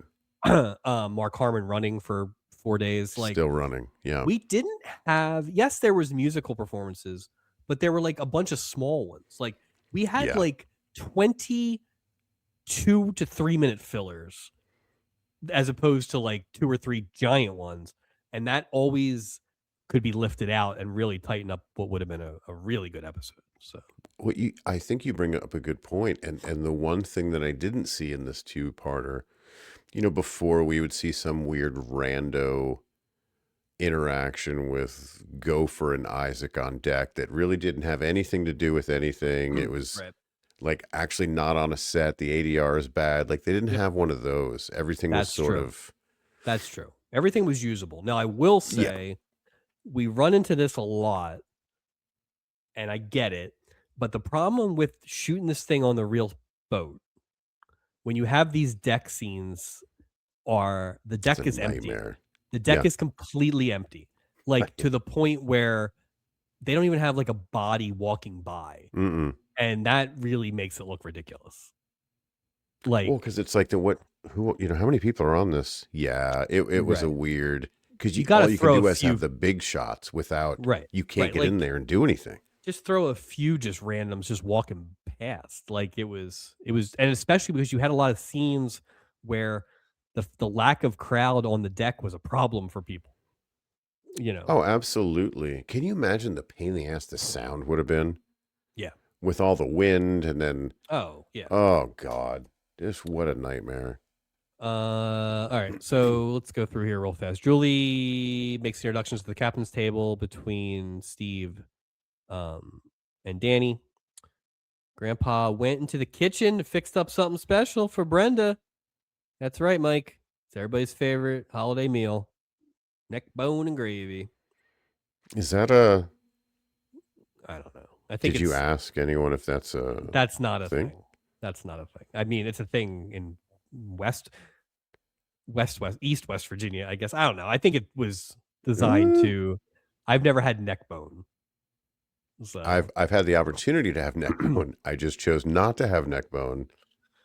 My bigger question, even though Grandpa's done taking a shine to old Vernie here, my bigger question is, once again, random passengers are just allowed to go cook in the kitchen. Yeah, it's the Rosie Greer ticket. What's the health code violation on this? Slim wasn't wearing a hairnet. Do they have a remember my place in Tampa had that like that show kitchen? You could have used that. Yeah. Like, Yeah. okay, that's fine. I don't think this boat has a show kitchen. Well, no, especially going, hey, I'm here to make some neck bone. Just one. Well, plus don't forget, the one extended scene we've ever seen in this kitchen was when the 5 of them were filling in for Borgia. That's right. That's right. Tight quarters. It's you can't not. have Slim Pickens, a huge dude in there making neck bone, rooting through the trash, grabbing bones. Just as a large person. Yeah, that's not. Plus, I don't think a chef would be like, man, you better get out of here. Chef Borgia, any chef would be like, you better go. I think you could walk into the kitchen. You're on vacation. It's not the time to make neck bone soup or whatever the hell you made. My brother-in-law, we were at a wedding one time, and he walked back into the kitchen because he was looking for sweet tea. It's just like sweet tea. Oh yeah, he likes his sweet tea. I do love some sweet tea as well, but yeah, I'm not opening that door.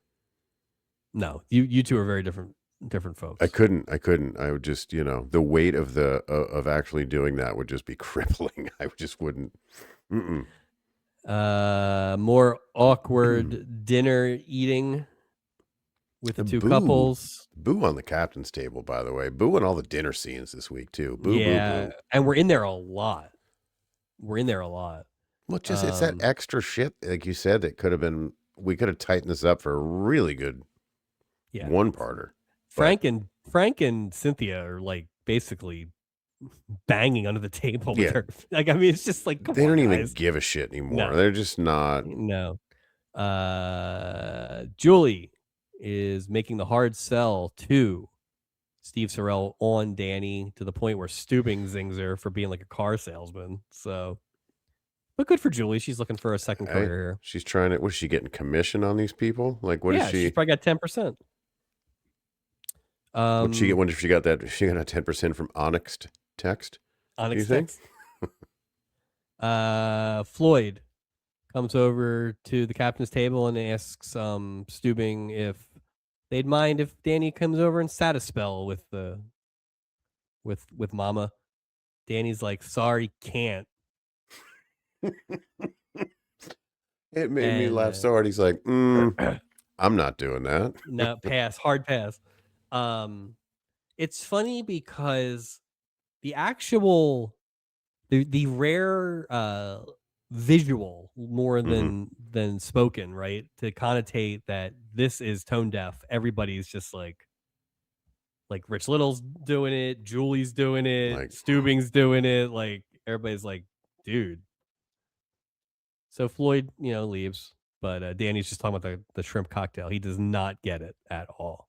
I'd say Danny's just not. Well, he's young. He's young and dumb. He's young and dumb. Fair enough.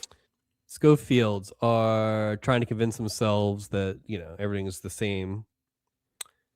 Rich Little comes over and asks Kitty to dance. Now he asks Elmer if that's all right. And what's Elmer going to say? No. I mean, I would say no, but I would definitely say no. This is not cut in. We've had the cut in etiquette. This is not. You don't go up to the table. Wait, maybe I'm wrong here. Is that acceptable to go up to and ask somebody else's lady to dance? Everyone is kind of acting terribly here in that Sorrell knows she's engaged. Right. He's gotten more probably than he has a right to. But he doesn't want to dance. Elmer doesn't want to dance, so fine, you can go dance. Ballsy to walk over there and ask to dance. But Kitty's also got to say no there. So, yeah, I agree. Everybody's kind of wrong, including Elmer, because he should have said, nah. Yeah, nah.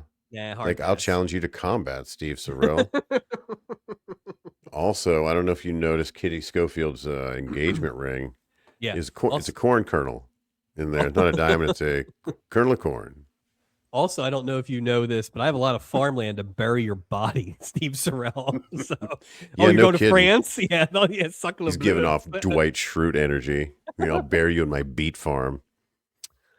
They get up to dance, and there is an electric guitar lick in the middle of this song that sounds like Eddie Van Halen. Yeah, I don't know what. Beat It. Like, he just comes out of nowhere. It's that amazing band again. I'm telling you. Oh, God. Elmer needs some fresh air. after all this. Well, he needs a lot more than fresh air. He probably needs a Well, he's better got to get his working spot on knowledge of the English language and numbers. Yeah, there's a lot of things he He's needs. got to get his spot on the deck, Mike, just in case. That's funny. Full House Part 5. Doc is with Trina? Trina? I don't. Weird, bizarre accent. I don't know. What. Yeah. We're going Insert for fornication. rando. Yeah, we're going for fornication week 5 here. But Doc needs a room. Julie is planning on going to bed early, so Doc's question about playing backgammon goes That's over such Vicky's a head. 70s, I'm sorry, 80s thing to say to somebody. This is the second reason why Vicky should not be on the boat this week. Doc is basically asking Julie to have sex in her room while Vicky stands by. Board games are going to be ruined for Vicky when she's done with all this. Like, no kidding. She's like, every door has a sock on it. What's going on this boat? I was playing backgammon. It is a lot different than what you guys are doing. Yeah, technically, I have a travel backgammon set. Completely different. Oh, God. All right. So, actually, I am a big fan of the backgammon. I got to be honest with you. Big fan. Real backgammon or Doc backgammon? Real backgammon. Wow. Why not both? Well, it's Christmas. Merry Christmas. Kitty and Steve wrap up their dance, and they're heading to the deck for some champagne and caviar. Meanwhile, Grandpa needs to do something about this damn music, Mike. But what could he possibly do? I mean, he can always go back to Turkey in the Straw again. Doc's got to have it, so he's going to roll the dice and go to Merle's cabin. What could go wrong? Act 5. Oh, also the sign on the sign on Stubing's door said private, which I thought was weird. He's got multiple entrances this week. Yeah, right? Like I don't know the private one. You'd think it wouldn't be accessible to just like Joe Passenger could just walk in his office. I don't know. There's a lot of doors. There's a lot of unexplained doors. Also, Vicky's room should not be on the hallway either. Yeah, like there should be a fortress in front of that or something. Right. There should be no external door on Vicky's room. Yeah. Exactly. All right, let's see. Kitty is ready for that caviar, but she's having it with orange juice. Oh, what a rube. Mm-hmm. Steve is bored with the usual women. They're bored and boring. Oh, this isn't boring? Oh, this is gonna keep that attention? This Steve Sorrell attention span? Feels like we're getting some of that classic rich little charm. So Kitty puts the brakes on that for a little bit, saying it's not right to lead on Steve or to, be unfaithful to Elmer. Or cheat on your fiance, maybe?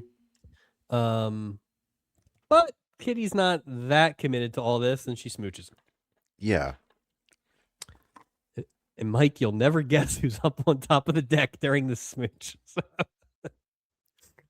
Is it Dave Wilbur? Oh, that's right. It's from behind. Poor. Would have been funny if it was Dave Wilbur. What? I'm early. I'm too early. Sorry, everybody. God. Speaking of the Dave, Cynthia and Frank are now just straight up hooking up, groping each other in public. And they're mocking their spouses, which is even worse, right? So like Frank's like, oh, Mona, Maura, she doesn't know anything. And then Cynthia's like, Dave is so blind. Poor Dave. Poor Dave. Dave's not blind. His eyes are just closed. There's a difference. But who's not blind is Maura. She ain't dumb. She knows. She gives us a bit of the eye as we go to commercial. We could really use an episode of Bricker to resolve this Dave, Frank, Cynthia. Oh, wow. If only there was a medical thing. There's just a medical emergency. They could pull them all together. All right, Act 6. Jesus. Grandpa has commandeered the stage, Mike. Who's letting that man do that? Sir, you're a passenger. Please sit down. This is What are you doing? this is where the second part officially starts. So we're getting a lot of the square down, toe down, round and round, do-si do while all There's the a lot of credits are running. filler. Yeah. A lot of filler happening. It's Yeah. a couple minutes, but we get everybody dancing. Once again, people charmed by the Schofields. Stubing's up there. I think Julie's up there. Nobody's A lot of mocking them. Everybody's no, having. They look like they're having fun. exactly. Well, I mean, like, let's not pretend that this ship is the friggin' Queen Mary, right? I mean, like, we've seen some, more common man type acts before, so this is not Well, out of bounds. to your point there as well. I mean, if you think about normally on cruise ships, right? Julie's normally screaming, "This activity starts and this activity starts." Maybe if there was more friggin' activities, Luke wouldn't have to go up there and get everyone frickin' square dancing. Julie, how about you do your job? Don't worry about Man, Danny Fields. Shit. this sock hop would have succeeded if the Schofields were Right? involved. Hey, we didn't have a special fiesta night. We didn't have British pub night. We didn't have No, for all this time on this boat, we had nothing. So it's a no neck two-parter. bones and gravy night. Neck bone. So the Hot cruise milk isn't night. longer. The cruise isn't longer. The episode's longer. Yes. Yeah, the cruise was only 3 days. Danny performs 2 nights. It might only have been 2 nights. That's what I'm saying. It's just weird the way they, Okay. So everybody's enjoying it except Danny, who shows up. He looked like a 15-year-old teenager who was just told that they couldn't go out. Oh, like, he just looked ridiculous. Yeah. The heel turn is in full effect. If this wraps up, the Schofields take their seats. Elmer shows up at the table, and he denies that he saw Kitty out there on the deck. But we know better. Elmer. He can't admit it to himself. Exactly. That's when the psychosis began for Elmer. Your daughter's a slut. What? I'm gonna chop off another toe right now. I'm so mad. Oh man. Gopher is bringing a lady of his own back to Stubing's cabin. Best view on the ship, Mike. Yep. But of course, that goes terribly. Well, they're playing backgammon in there, dude. Yeah. So Doc and Gopher run out. The ladies run out. There's all sorts of commotion, only to be summoned by a very pissed off Stubing who puts an end to all the nonsense. This is not the Dixie Motel. This 2-minute bit is one of Gavin McLeod's best performances. 100%. I mean, he is so good at the comedy. We've always said it, but this is tremendous. Like, just absolutely tremendous. I agree. He was, I give him crap, but as far as the physical stuff, the timing of it, he does a good job here. He really does. He's like, no more carousing, no more meaty meditation, no more sloppy living, no more disco at 6 a.m. Isaac's walking down the hallway after he basically grounds Doc and Gopher. Yeah. And he's doing his bit, and Stubing just opens the door and says, "No more disco music." It reminded me of an old episode of Popeye when he's like had it. He's like, I can stand all I can stand. I can't stand no more. So now, cheers to Stubing for eating some spinach and being a captain here. The interesting thing is, as a captain, is now he has put all the employees to bed. And we are just about to start the musical act in the Acapulco Lounge. Yeah. There's no bartender. Go to sleep, guys. Yeah, sorry, it's dry. It's over. It's Grandpa Luke's we're gonna drink neck bone gravy all fucking night. Ding ding ding ding ding ding ding ding. No kidding. Right. Turkey and straw. Woo. Julie really sauces up Danny's intro, saying he's gonna be a big star, and we get a rousing rendition of "Playing in a Traveling Band." Not since Marty McFly played the prom have we seen such energy from a teenager. So if you notice, so there was a keyboard player who was to the back and slightly to the right of Donny Osmond.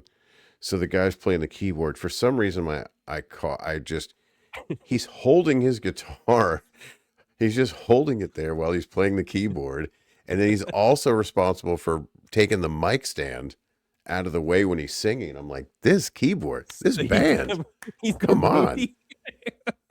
Just overworking this poor guy. Like, you guys don't have like a roadie or something that can help with this? The keyboard player's got a, all right.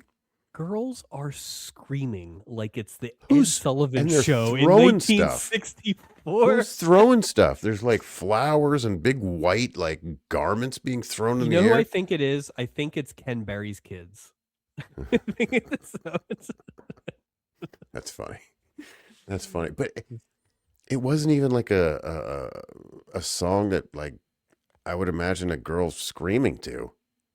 Well, especially because they hit, I don't know that whole song by heart, but I'm pretty sure they don't sing the chorus line 75 times and that's it. There's no bridge. It's just chorus. It's like all finishers. It's like going to a James Brown show. That's it. It's just all chorus. I feel good over and over again for 20 minutes. Yeah. After his one and done performance, and we kind of did talk about that, Danny asks Julie what Steve Sorrell thought, but oh shit, here we go. Turns out Steve left for some reason. And Danny's like, I know the reason. Too much square dancing. Mama says what a fragile star this Donny Osmond is. I'm sorry, true. Danny Fields is. Danny Schofields. Mama says to Floyd that he should go out and talk to him, but Dad shuts that down and says, he don't think of us as kin no more. Ain't no kin no more. Ain't no point going to get him. Julie McCoy, an expert in running out to the deck away from their parents, goes out to talk to Danny. Luke Skywalker reaction. Yep. But before Danny can get off his rant about hillbillies being typecast, here comes Slim Pickens to beat the hell out of him verbally. He could, or with his giant hands. Yeah. He comes out and he's, let me tell you, boy, your parents are two of the finest people I've ever met in my life, and the way you're treating them is disrespect. He just gives them the business. Dude, he's so mad. He's almost like quivering. He's so mad. And Danny knows not to say a word till he leaves. Not a word. Grandpa would throw him overboard. Smack him back to Puerto Vallarta. Yeah, traveling band.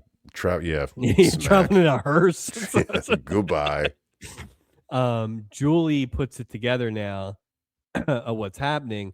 And she says, you know what, Danny? You could have been a star, but the one thing you don't have is what they call in show business ticker. And she walks off. Man, when Julie's facing you, it's over. That's rock bottom for Danny Schofield right here. Elite Julie episode. We have not seen a good Julie episode of this in a while. This is a good one. She's running this ship this week. She absolutely is. She's calling the shots. Master Julie McCoy. Exactly. More crowded cabin hijinks. Again, as they're snoring and they kind of all end up in different beds. Vicky comes in and says that she can't sleep because they're so noisy. It's going to stunt her growth. And we go to another commercial. Stubing's like, shut that fucking door. Like, don't ever come out of that door again. How many doors are in this room? No kidding. Jesus. I guess if you're a captain, you have to have at least 4 different doors of entry or something. I don't know. Act 7.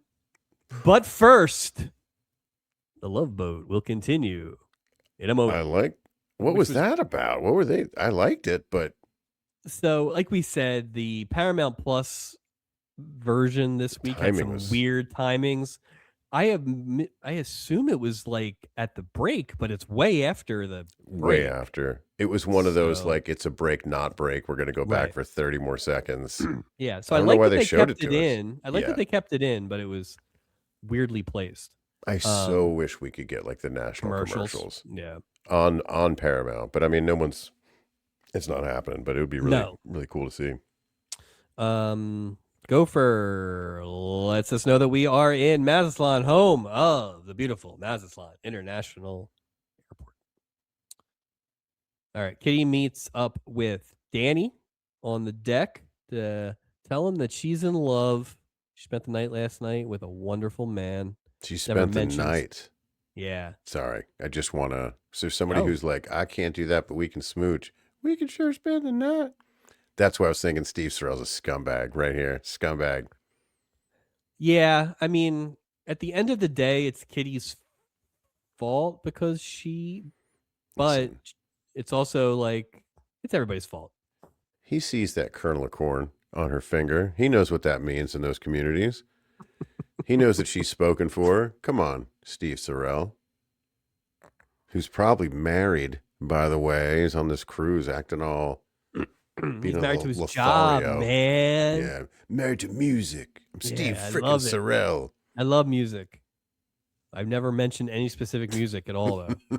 I won't hum a tune or even sing to myself, but I live for Like, they music. couldn't have even have done like, oh, I just signed a big act the other day, and use a real person, use a made up person. Say you They signed gave him Deacon Dark. Like, zero legitimacy.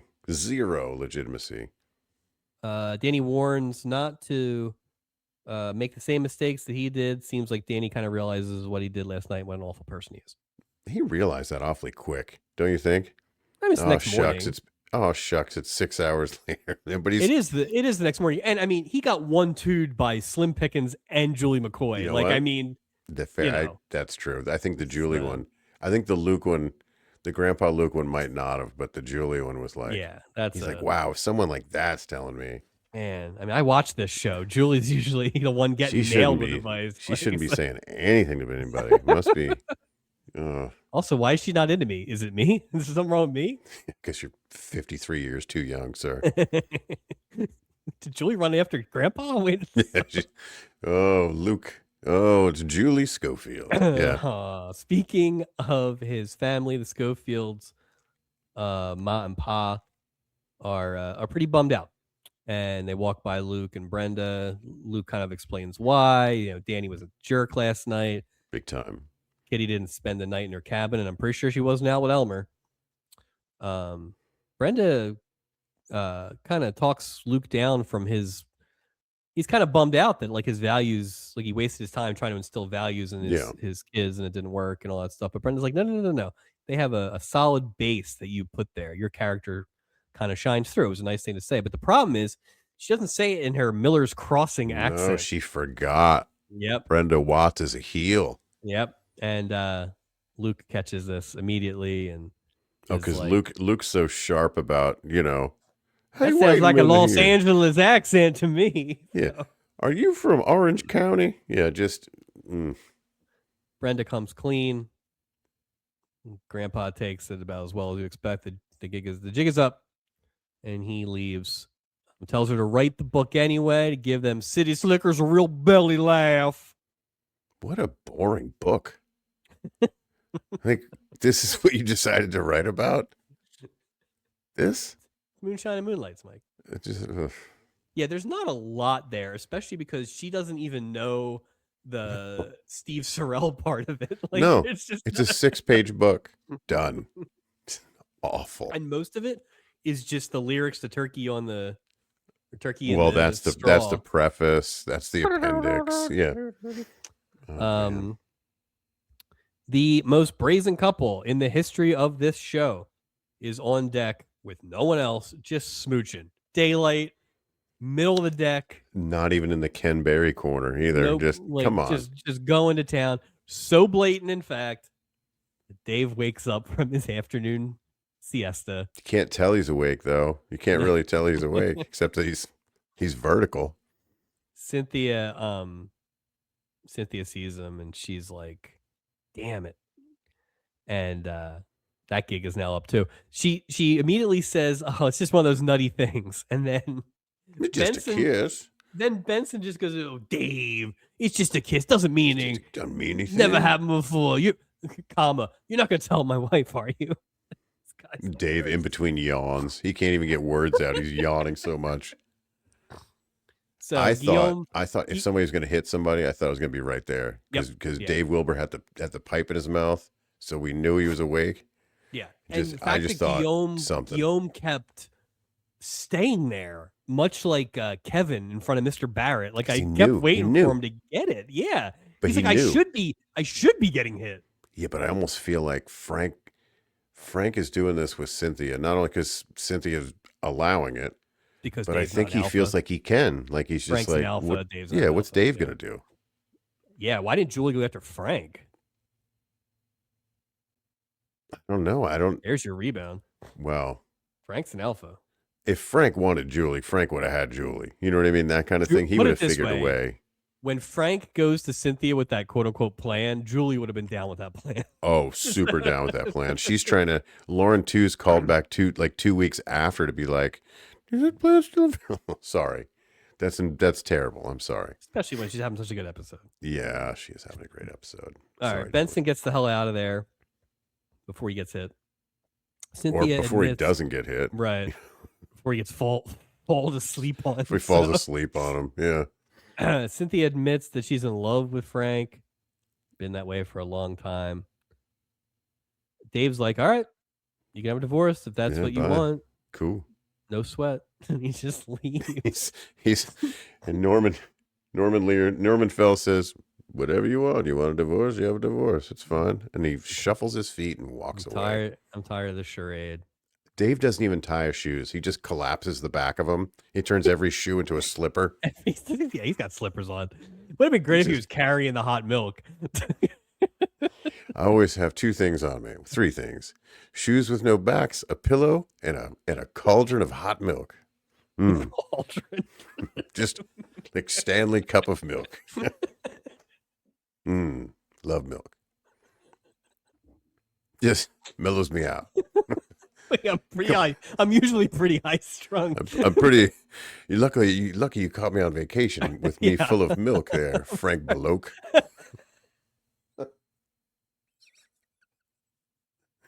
Why do we need Richard Roundtree to play Sleepy Dave Wilbur? I don't even understand it. This could have been anybody. Anybody. J.J. Walker. God. It could have been.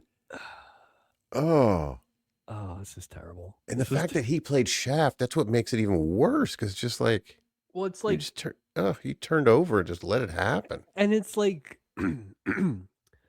If you're going to play him understated, if you're going to play him this man who is not reactive, that's okay. Right. But it did go to a level beyond that, right? Right in front of him. Any human being would have reacted away. Even if you end it the way they ended it, which, whether I agree with it or not, but like human being would have raised their voice. He didn't even raise his voice. Yeah, exactly. Or he should have been so like quiet but ominous that Frank got the hell out of there. Yeah. Like exactly, you know what I mean? Like it should have been like, I think you should leave before I murder you. And notice Frank didn't go anywhere. Frank went like right over there. Come on, it's just like in he's like in the background. He didn't care at all. No. Just I'm Frank frickin' Beloke. What are you gonna do? You know who wouldn't have taken this crap? Floyd Schofield. He's talking to Mama on the deck about their daughter and this city slicker. And Danny shows up to kind of talk to them, but Floyd just keeps talking. He ignores him. He's like, anyway, I'm going to talk to this Steve Sorrell, make sure his intentions are pure with Kitty. Danny's like, wait a minute, Steve Sorrell. And Floyd's like, oh, I'm sorry. This is family business. And I didn't think you cared about that anymore. Yeah. Sorry, Danny Fields. And he is gone. Floyd, mic drop. It was a strong move. Strong move. Confident move. Absolutely. You don't mess with Floyd like that. Plus, he knows that his mom is hurt. Yeah. Yeah. So good for Floyd. He's a good husband. I will say at this point of the episode, they didn't give Marion Ross much to do in this episode. Not at all. Not at all. No. Like she didn't. She was fine. She was fine, but it was a waste. Barely. Yeah. It was like. Yeah. You didn't need that name in there. Because it's just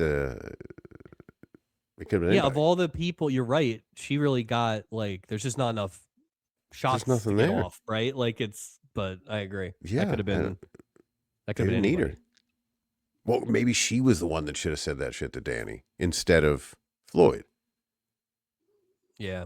Or I don't know. It's just you barely even heard her voice. You're right, though. It shouldn't have been. It probably just shouldn't have been Marion Ross. It should have been anybody. Yeah. Kern somebody. All right. All the crew members hate each other now. Yeah. Makes sense. Good deal. Kitty is dumping Elmer. See Elmer. Elmer comes off pretty good here, though. Ultimately, he's like, listen, I'll never stop loving you. That's That's it. not the reaction. That is not the reaction that No that guy one would give her. reacts the way that a normal person would react in this No, show, for the most no. part. Yeah. I blame it all on Dave. Dave lulled everyone to a sense Oh, of, no. drowsiness. It's just Is this a no one's carbon acting normal. monoxide Christmas? Is that the That's problem? funny. Everyone's slow. Yeah, no one's like what? No one's upset. The only one upset is Floyd, Luke, and Danny Fields. Really, Yep. And whoever's plate they broke. one plate. One plate. Floyd asks Steve what his intentions are with Kitty, and Rich Little's like, respectfully, sir, that's between me and her. Floyd's like, what? What the fuck? Who are you? Oh, you shitty Snickers. You. You better and not damn be it, one you of them. did it respectfully too. Oh.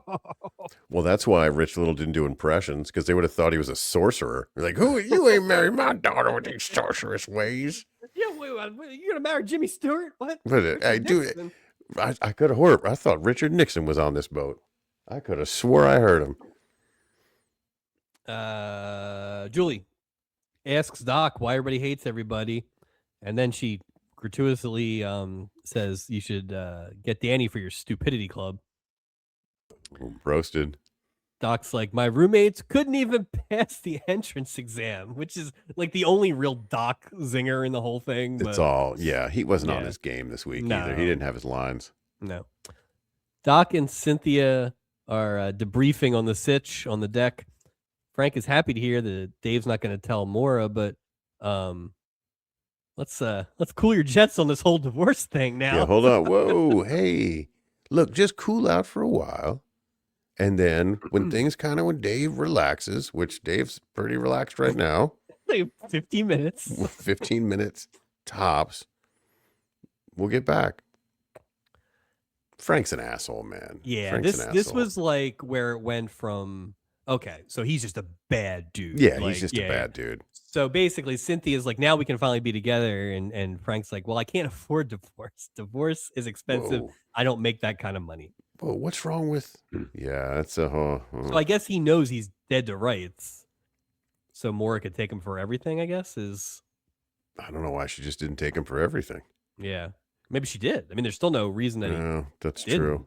But he, don't forget, at this point, he thinks he still has it over Maura. He thinks she's blind to all this. But is it a proper comeuppance that she knows, or that's not? It's a proper comeuppance at the end when she says, I still want the divorce. Yeah, that's true. Yeah, I think he gets it at the end.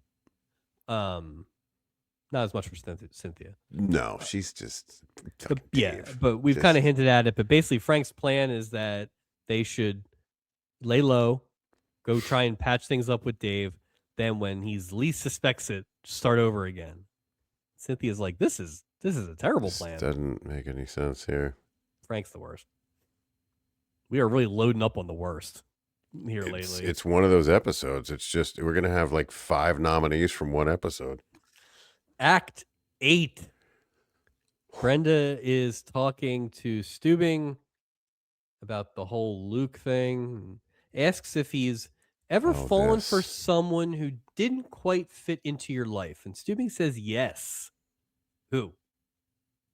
I have a guess, but I wanted to see what you thought. Well, I mean, there was an issue before with the Stacy part. He chose the C. That was the life he chose. He can't be talking about that woman that came back that made him look like a fool standing there. I don't think it's her. My official guess is the fortune teller. Fair enough. They were very different. He did try. Yeah. He really did try, like to the point where he and weirdly, I think that's the best relationship he's had. Yeah. Didn't they do something the week after? Because they were gonna and they left the boat and So, and he slept on the deck that day too. He did. So, I thought that was interesting. But I don't know. We don't know. We'll never know who they actually mean. No, I don't know who. But unless there's going to be something in the future with like a backstory to it. Yeah. We should just ask Marion Ross since she's here. Marion Ross is still alive. Really? Yeah. How about that? I would not have expected that. She's in her 90s. Yeah. Good for her. Good for her. Steve proposes to Kitty. She says yes. Brenda and Luke are in an elevator, and she ain't gonna write the book, and she's kind of sweet on Grandpa, even though he's a stubborn mule and all that stuff. And it's basically like they're city mouse and country mouse is basically what it's just kind of there's no reality. Didn't end well for Country Frog though, real well. So City Dog Country Frog. You better get used to neck bones, Brenda. Good luck. We find out that Vicky's cabin is next to Stubing's, which I think was probably the most important thing that we learned in this episode. So that at least makes sense. Yeah, that makes sense. Go for Doc. Well, where does he sleep though? Because Stubing doesn't sleep in his office; he has a cabin. But is that now Vicky's cabin? No, I think the office. When you first walk in, it's the office. Yeah, and then the cabin is attached to it. Because we've seen when he lures old people into the cabin, then he goes back through that door. I just thought that was his tiny office that we only really saw in season 2 has kind of disappeared. So so he's just got the one with like that leather couch and the desk and no TV. Yeah. They got rid of the TV. TV's gone, but he still has the table. That's where he was given, good advice last week. So I'll tell you what, any ship captain's going to be like, no, you're not taking my off. You know what I mean? Like, but we'll figure something else out. What would have happened if the sprinklers took down like 3 passenger cabins? Like, they don't have any spare rooms. You can't wait a day. Also, there are other crew members on this boat. Like Anderson, is Anderson just got a huge room by himself? He's just like, see y'all, it's me and the snake. He's got a king size cardboard box that he sleeps on. Yeah, that is weird. All right, Gopher and Doc are arguing in the cabin when Stubing shows up. Isaac approaches, doing another version of his song, and Stubing runs away. Maura and Frank are chatting, and it's not going well for Frank. This is where Guillaume probably, in my mind, saves himself from the fell, although I'm not sure. He just wakes up for the last 2 minutes of the episode. When he gives us an, oh, hell, and then an, oh, damn. That was good. It was good. I will say, you know what? You're really back now, Robert Guillaume. He really put the salt on those. You know what? I'm going to cross your name off of a list that I had already formed about this episode. Nominated for sure, but yeah. Maura basically beats the hell out of Frank and tells him that she wants a divorce. Steve asks Kitty if she told her folks yet, and Kitty's like, nah, I want that to be a secret for us for a little longer. But then he gives her some other answers that she's not cottoning to, Mike. You see, they're going to be flying all over the place and living out of suitcases, and they're just not going to have a lot of time for family. And Kitty, in the 14 minutes she's thought about this relationship, didn't really think about that too much. She's too busy spending the night and accepting proposals with weird engagement rings with these clear rocks in them and not a piece of corn. Sorcerer Diamond. Sorcerer Diamond, exactly. The Diamond does impressions, too. The Schofields are back to listen to Danny against the protests of the men. Mama wanted them to come. Well, we'll see what happens here. Maybe, let's see what happens. Give him a shot. Give the kid a shot. Julie gives a much less flowery introduction to Danny. She's like, here's this asshole, basically. I don't know who found him. Stubing found him. Danny gets up on stage, but then he sees Kitty crying, and he tells the band, hang on a second. Hang on. And he runs over to the table, and he tells Steve that he best not have made his little sister cry. And Rich Little's like, what? You're what? I love how he slips into like his yokel speak. Yeah, immediately. Yeah. So before Rich Little can even process the fact that, all these people are related, it is busting loose in Cox County, my friend. Time to go. We're stubing when a fight breaks out. Osmond grabs Rich Little and drags him to the back.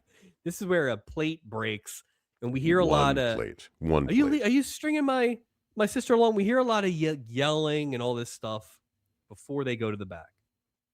Then they go to the back, and basically, Danny Fields is like, "Are you stringing my sister along?" And then Rich Little's like, "If that's the way you want it." So he's squaring up, but then the rest of the Schofields show up, and I think Rich Little thinks better of it once he sees those ham hocks of Slim Pickens. Let me just say for the record, Rich Little would have wiped the floor with Donny Osmond in physical combat, but not Slim Pickens.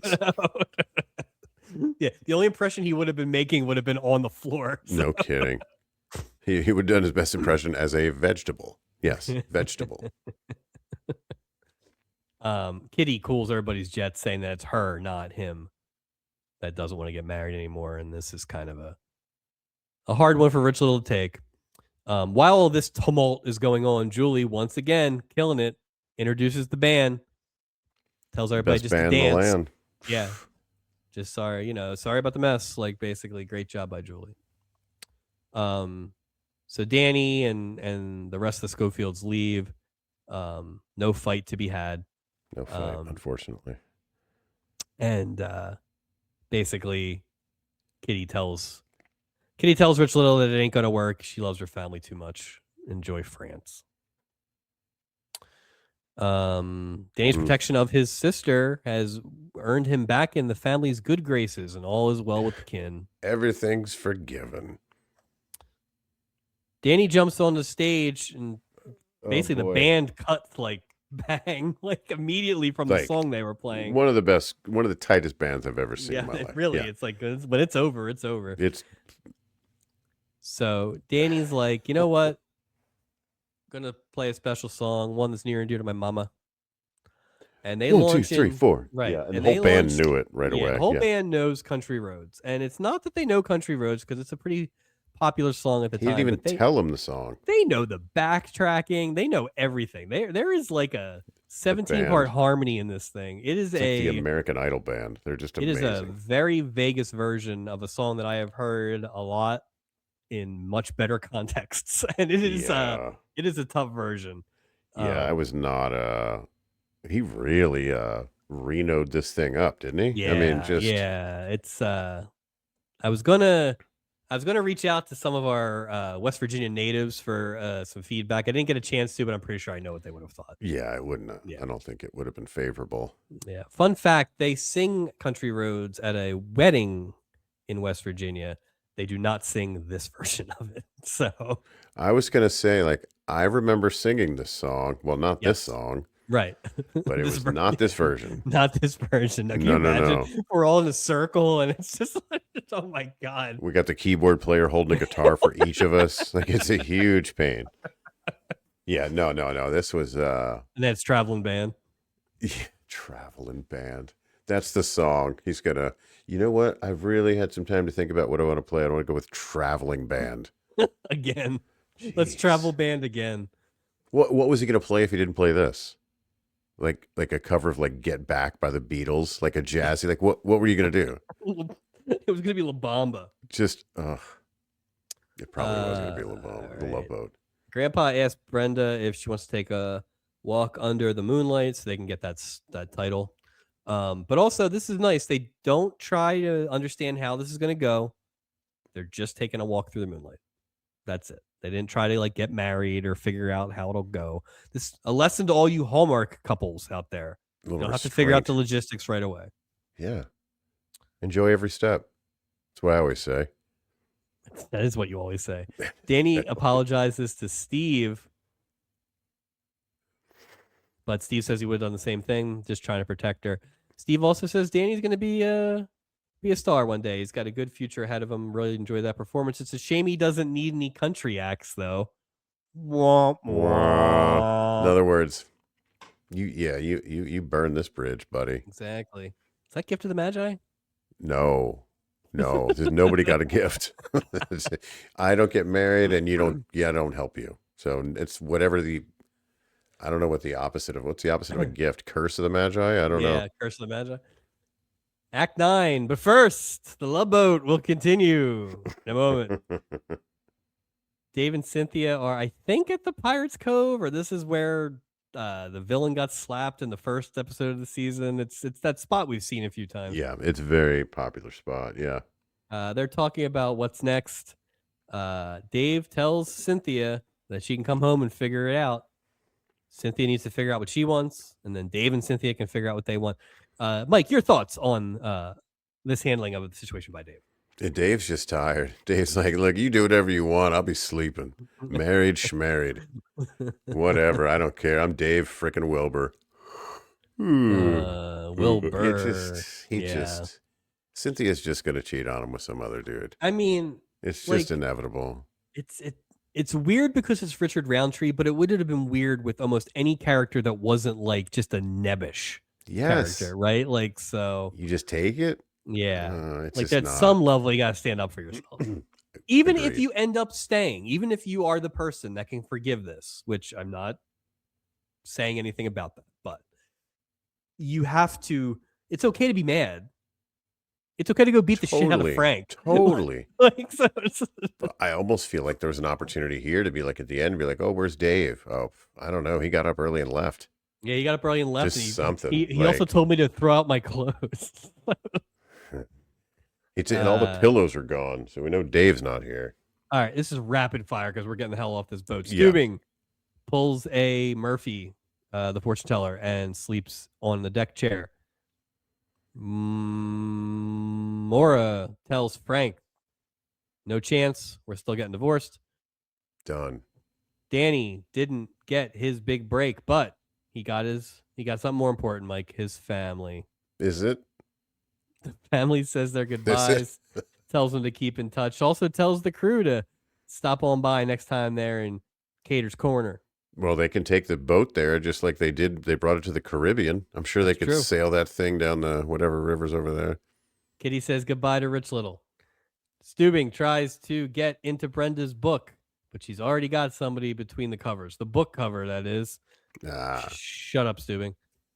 Go for jokes that the Schofields are from Brooklyn. Act 10. Witness protection program again. It's that Scott Baio El Paso thing. Yeah. Elmer asks if Kitty wants to go to a dance back home next week. Kitty says that she needs some time, but that, she's not Scarlett O'Hara, and then she'll be calling for him sooner or later. Come on, man. Come on, Elmer. Have some self-respect. What do you go to the Dave Wilbur School of Self-Respect? Come on. Take that horrible ring back. Stand up straight, Elmer. You have a successful farm. You will do quite well in Cater's Corner. You're a hot commodity, and your name's Elmer. Come on. It's not just that, but also Elmer dated Lonnie Anderson, so that's going to be good word of mouth for him as well. And he was wronged. And he was wronged. Yeah. You're the aggrieved, Elmer. Cynthia tries to apologize to Maura, but it does not go well. No, hell no. Nobody means to hurt anybody, but it all ended up in tatters anyway. Mm-hmm. Now, this could have been somebody getting hit. Yeah. Oh, that's a good one. That would have been a good slap. Big old Maura slap. Finally, she smacks Cynthia. Yeah. Vicky runs downstairs to inform everybody that the sprinklers are broken again. And looks like Stubing's cabin got flooded. Oh, womp womp. Womp womp. Looks like Stubing did it himself. He's like, I'd rather sleep in a wet bed than share my room with anybody. Gopher is going to have a dry cabin, but it looks like he'll be having a roommate now, Meryl Stubing. Oof. And that is episode 16, a very, very, very long episode. All right. Totals and a recap. King of the Mountain. No. Best episode is the two-part with the cheerleaders, episode 9. Worst episode was last week, Charo. This is definitely the lesser of the 3 two-parters that we've had this season for sure. Oh, easily, just by volume. Like, it's just not a concentrated good episode. It's just diluted, Like I said, I think this is probably more an indication of the season we've had. There's probably a world where it probably is the 3rd best episode of the season, though. Like, there is a lot of good in here, and like we said, I think they could have pared it There down to a is. great episode, but it's definitely not what we thought, which was, oh, the two-parters are going to dominate, and Well, they should. I mean, you have so much. You have double the opportunity, but also the yeah. opportunity to fail. I don't think this was the worst episode. Oh, overall, no way. No, No, not at all. but No, again, no. if you'd made one episode out of this would have been one hell of an episode. Yeah, yeah. But The bones are there for a great yeah, episode. This is just a good episode with a lot of good performances. well, you'd have to recast Richard Roundtree. You got to have somebody with a pulse in that. And that I don't know who, but Norman Fell, change it. He wouldn't care either. Willie Tyler, King of the Mountain. Was that? Wow, I wrote King of the Mountain twice. Good job. After 10 acts, I guess you're gonna steam Captain of the Week. This is an easy one. I never write these down before we do these shows. I go Julie. She was great. I thought it was a strong Julie episode. She was great. I agree with that. I went with the Eve Arden Slim Pickens combination. I understand why you didn't like that. But I really did enjoy Eve Arden especially. And then just a quick shout out to Lonnie Anderson. As we said, I thought she was really good. I thought so. In a tough spot there. Could have gone, I think, a lesser performance and it goes very bad. I agree. Right. If that was pick any of these dumb blondes we've had over the years that aren't Judy Landers, this would have been really bad. This would have been a good Judy Landers one, right? It would have been a good Judy Landers one, but it would have been a bad non-Judy Landers one. Basically, you could have the wrong person in this role. Yeah. All right. What is that? Walk the plank. Who's the worst of this week? Oh, it's Richard Roundtree, without a doubt. He didn't even have a pulse. There was no. What is that? What do you got going on over there? What do you got going on? It's the Grinch playing a trombone. Oh, I mean, it is Christmas episode. I go Richard Roundtree on that. I almost gave Captain of the Week to the Grinch just then. But no, Richard Roundtree has walked the plank. I went with Frank. Frank because he's the worst, or I'm doing it for effort. I get it, but I think like Frank is the actual villain. You convinced me more about Dave. I was coming into this tonight before we started recording, saying that the Norman Fell would have gone to Guillaume, if not for saving himself at the end. Yeah, in part because I was so disappointed to have him wasted. Now, to your point, Dave Wilbur's performance was the other version of that. So they both deserve some of the worst. But I will two good people, I agree. But I will say this. Yeah. Impressive that you have a very cartoony storyline with all the hillbilly type stuff, and none of them were the worst, including Donny Osmond, actually, who wasn't. His acting was better than his singing. That's true. He wasn't very likable, but that was by design. That was I couldn't. Of it, yeah. Yeah, I couldn't Not hit saying him he with was the walk great, the but he wasn't bad. No, he wasn't offensive. Right. He played the role of. I think he effectively played the role of Danny Fields. Yeah. It was believable. And also the flooded cabin storyline sucked. That's stupid. Except for Steubing, it was brutal. So awful. That's totals and a recap for this very long week. Plugs, hitting season, Patreon, absolutely hammered. This is the Phillies podcast you need. Grab your bat, your cap, and your Phillies pride. Crack open a beer and enjoy a weekly Phillies happy hour. Chris Jones, Justin Clue, and our very own Mike Robertson. Check out Absolutely Hammered on the Hitting Season Patreon. You can find us anywhere and everywhere you can find your audio podcast. Please hit that subscribe button, leave a review. You can check out our video podcast on YouTube. Please hit that subscribe button and leave a review. You can find us on Instagram and Facebook. Look for weekly reels and updates. No email this week. You can send email to us. We'd love to hear from you to theloveboatproject@gmail.com. Mike, next episode, 2 notes. Number 1, Vicki Lawrence is back, this time without Dick Van Patten. Oh, is she still writing for Scuttlebutt? We'll see. Oh, I hope so. And then we welcome and we hope that Joe Namath is a better actor than Bucky Dent. And we will find out Joe Namath. next episode. Wasn't he playing for the Oh, Rams at this point? isn't he done in 1980? Wait, we've had a lot of sports this year. It's been, what's that Super Bowl thing? Namath will be good though, right? Like, I mean, he's not an actor. He's not an actor, but he's like playing Joe Namath. I think you could write that well. I don't know. I'm holding hope for that. Maybe he's gonna play a character that's trying out for a baseball team. He's just the opposite of the Bucky Dent role. I mean, it can't be worse than that. It can't be worse than Bucky Dent. Bucky Dent will, whatever the opposite of the governor's award we're giving out, it'll be Bucky Dent. That'll be our last. Okay. What's that? Go. No. I was just say, is that our last episode of? That will be our last episode of 2025. Yeah.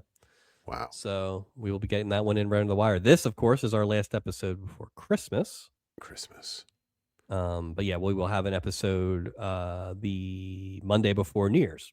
So yeah, fantastic. We're rounding out the year, year 3, I guess technically, but yeah, still, and we're now getting towards the back end of the season. Once we get through December, I think it's gonna fly by. Yeah, it really does. The stubbies are closer than you can imagine. Man, 67 episodes in, or 67. Right. Yeah. But thanks to everyone for listening. Wish everybody a happy holidays. Hope this incredibly long episode was the gift under the tree that you all wanted. So thanks to Mike. Thanks to all the decor that we put together. Thanks to the Grinch. And really thanks to Dave Wilbur for bringing the heat. What? We will talk to you all again next time. But until then, have a great Christmas. And thanks for listening.